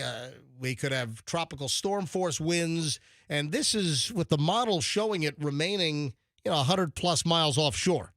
So we're gonna have effects here. But the track is still putting this thing up toward Apalachicola, in between Apalachicola and the Big Bend, up in the Panhandle, as a major storm, as a Category 3. It is still As of 8 a.m. this morning, according to the National Hurricane Center, it's still just potential tropical cyclone number 9. It has not even become a named storm yet, but that is expected later today as Tropical Storm Helene and then into Hurricane Helene. And Thursday, around 2 p.m., the forecasts have it about 100 miles plus offshore from Pinellas County as a Category 3.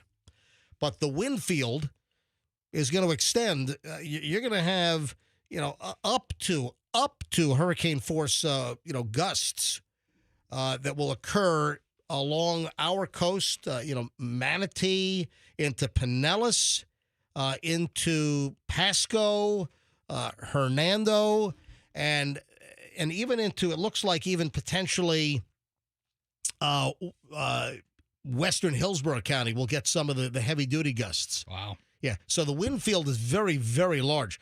Even the tropical storm, like the 39 plus. I mean, that wraps up almost the whole state. It could actually go over across the other side of the state into the Atlantic Ocean. That's how wide the wind field, could be for this. So be extremely careful. Be prepared. Storm surge could be an issue. That's something that Dennis Phillips was very concerned about, was storm surge, which could be 5 to 8 feet. So we could have storm surge issues along our coast and also flooding issues. So the areas that are typically affected. We are on the outer edge of the cone in the Tampa Bay area, so plan accordingly. It seems that the spaghetti models and all of these model runs are in agreement on the path, which puts it well offshore, but still will have effects. All right, 9:35 at the MJ Morning Show. Oh, guess who got married or engaged, rather, I should say. Yeah, I love love. Yeah, guess.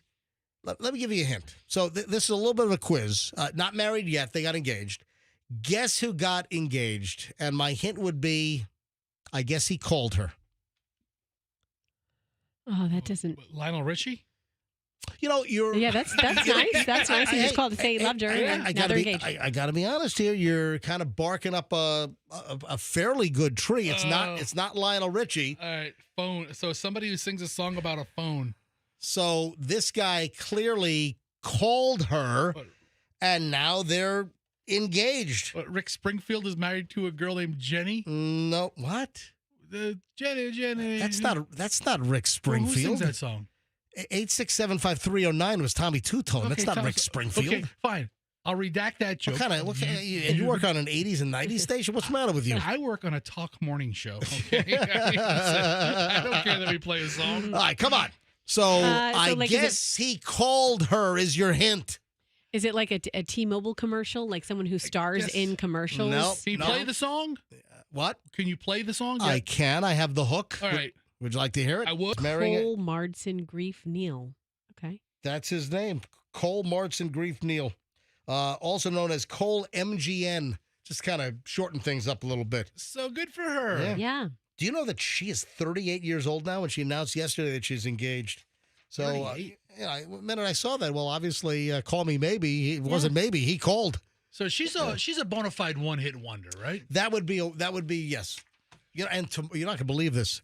Tomorrow, the 25th, I believe, is National One Hit Wonder Day, which I don't like doing the national days. Okay, well, I got one for you. Today is National Punctuation Day, Mr. Little Stickler. Okay.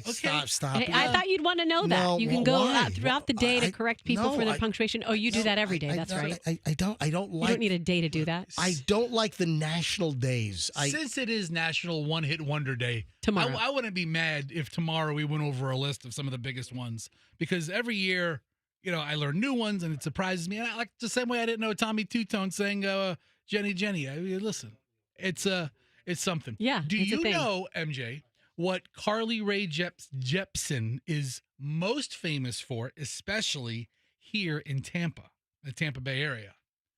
She threw out the most horrific first pitch in the history of baseball when she was invited to throw out first pitch for the Tampa Bay Rays. And there's a video that's online of her winding up on the pitcher's mound, and everybody's excited. I mean, she's, in a cute little outfit out there, standing on the mound. The catcher's ready, and he's in the squatted position. And Carly Rae Jepsen, singer, and I think they were doing like their concert series. So after the first pitch or after the game, Carly Rae Jepsen did like a little concert in the field. But do you have audio? I have the YouTube video. All right, close a couple of other windows here. Yeah. Let me hear this. All right, this is Carly Rae Jepsen. I think this is from 2013. Here it is. Go. Pitch of the ball game, Carly Rae Jepsen. This is all I'm going to tell you is you're going to have to go back. She gives it a great effort here, but you're going to have to go back to 2009. The official belt holder for the worst ever first pitch of a ball game was Baba Booey. That one right there is going to give it a run. Baba Booey. Well, here's the thing. We saw her warming up. Yeah. And she was throwing strike after strike after strike. She just held on to it a little bit too long. Yeah, she did hold on to it. She threw the ball down right outside of the mound on the grass. Towards the photographer. Like 2 feet away. She threw it right. I mean, literally like she was aiming for the ground, and she just, boom. You've got the circular pitcher's mound. You have the dirt, and then the grass begins. She literally threw it first pitch right of the there. ball game. Carly Rae Jepsen. This is all I'm going to tell you is you're going to have to go back. She gives it a great effort here, but you're going to have to go back to 2009. The official belt holder for the worst ever first pitch of a ball game was Baba Booey. Baba Booey! Listen, I've seen like compilation videos of worst pitches, and she's on all of them. Hey, guess what? A pitching coach gave her his. I think the song is. I love that song. Yeah. I mean, that song just gets in your head, and I love the instrumentation. I love the orchestral and the string sounds in that song. I'm a sucker for strings. But anyway, congratulations, Carly Rae Jepsen. What are you guys chuckling at? Yeah, Sucker for strings. You are a sucker for strings. And the odds of us ever mentioning her again are very, very nil. Very, very slim. But I do wish her, hopefully her marriage is successful to this record producer. Good for her. Yeah. All right. Do you guys have anything? I've got a couple other things. I just want to make sure that anything else you guys need to do today? Roxanne and I have a lot to talk about. Yeah. So wrap your stuff up, and then we'll start with our stuff. Listen, I'm being serious. Was there anything that you needed to say on the program before we get close to shutting this thing down today?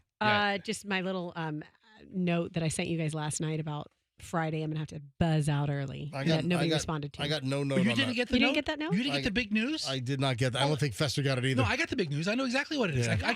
Good news. As a surrogate uncle, I couldn't be more proud. Right? That's early, right? Why do you have to buzz out early on Friday? Student of the month. Yeah, Roxanne's geez, kid. Right out the man. gate. These and guess what? kids- She was only in class for like half the month. These kids are getting in the way of this program.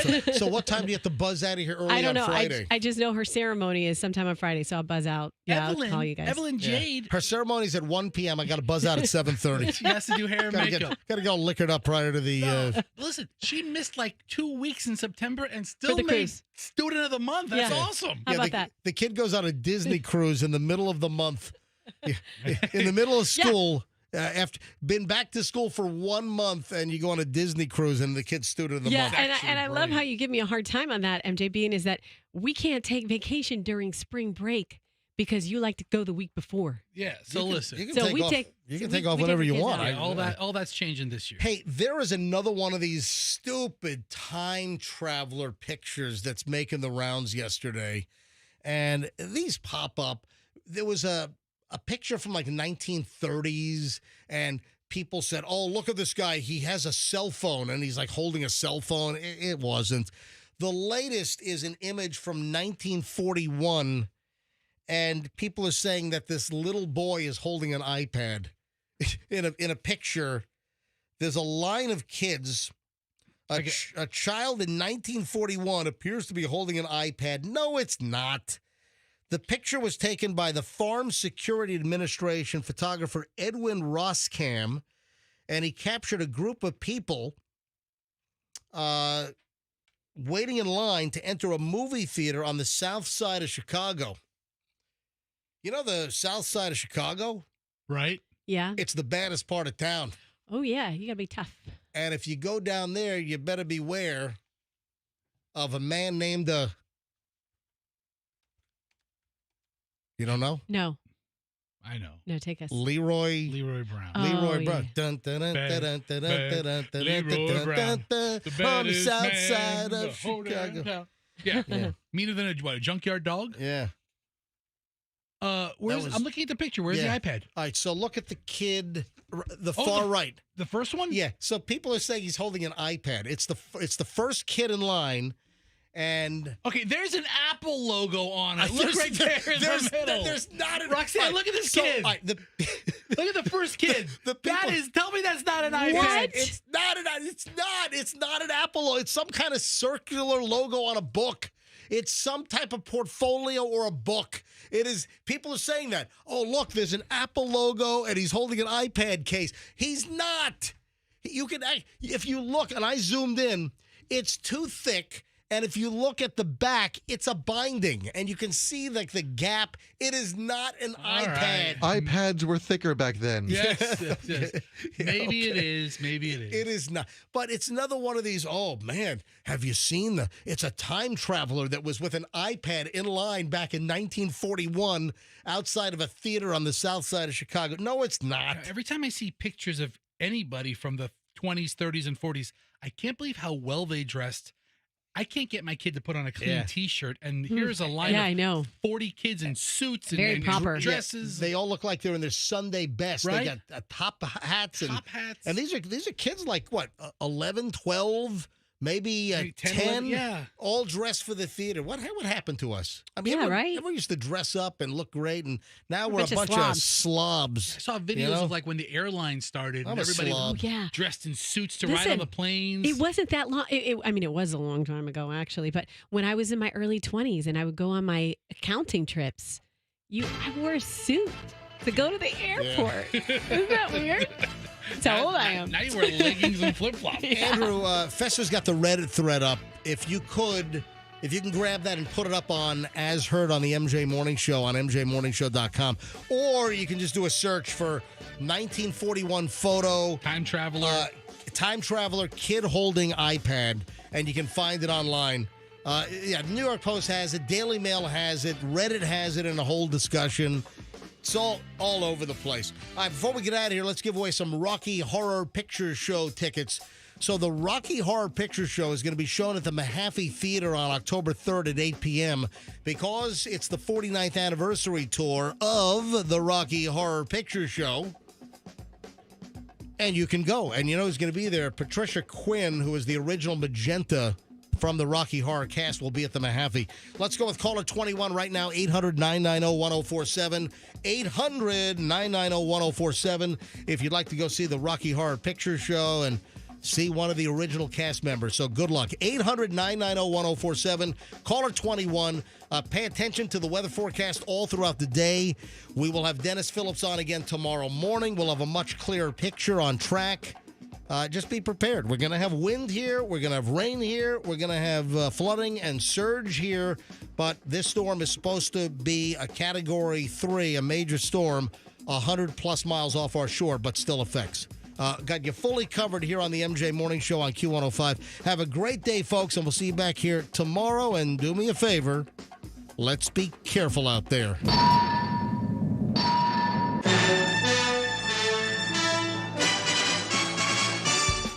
Download the app now. Get the Q105 app and listen to us anywhere.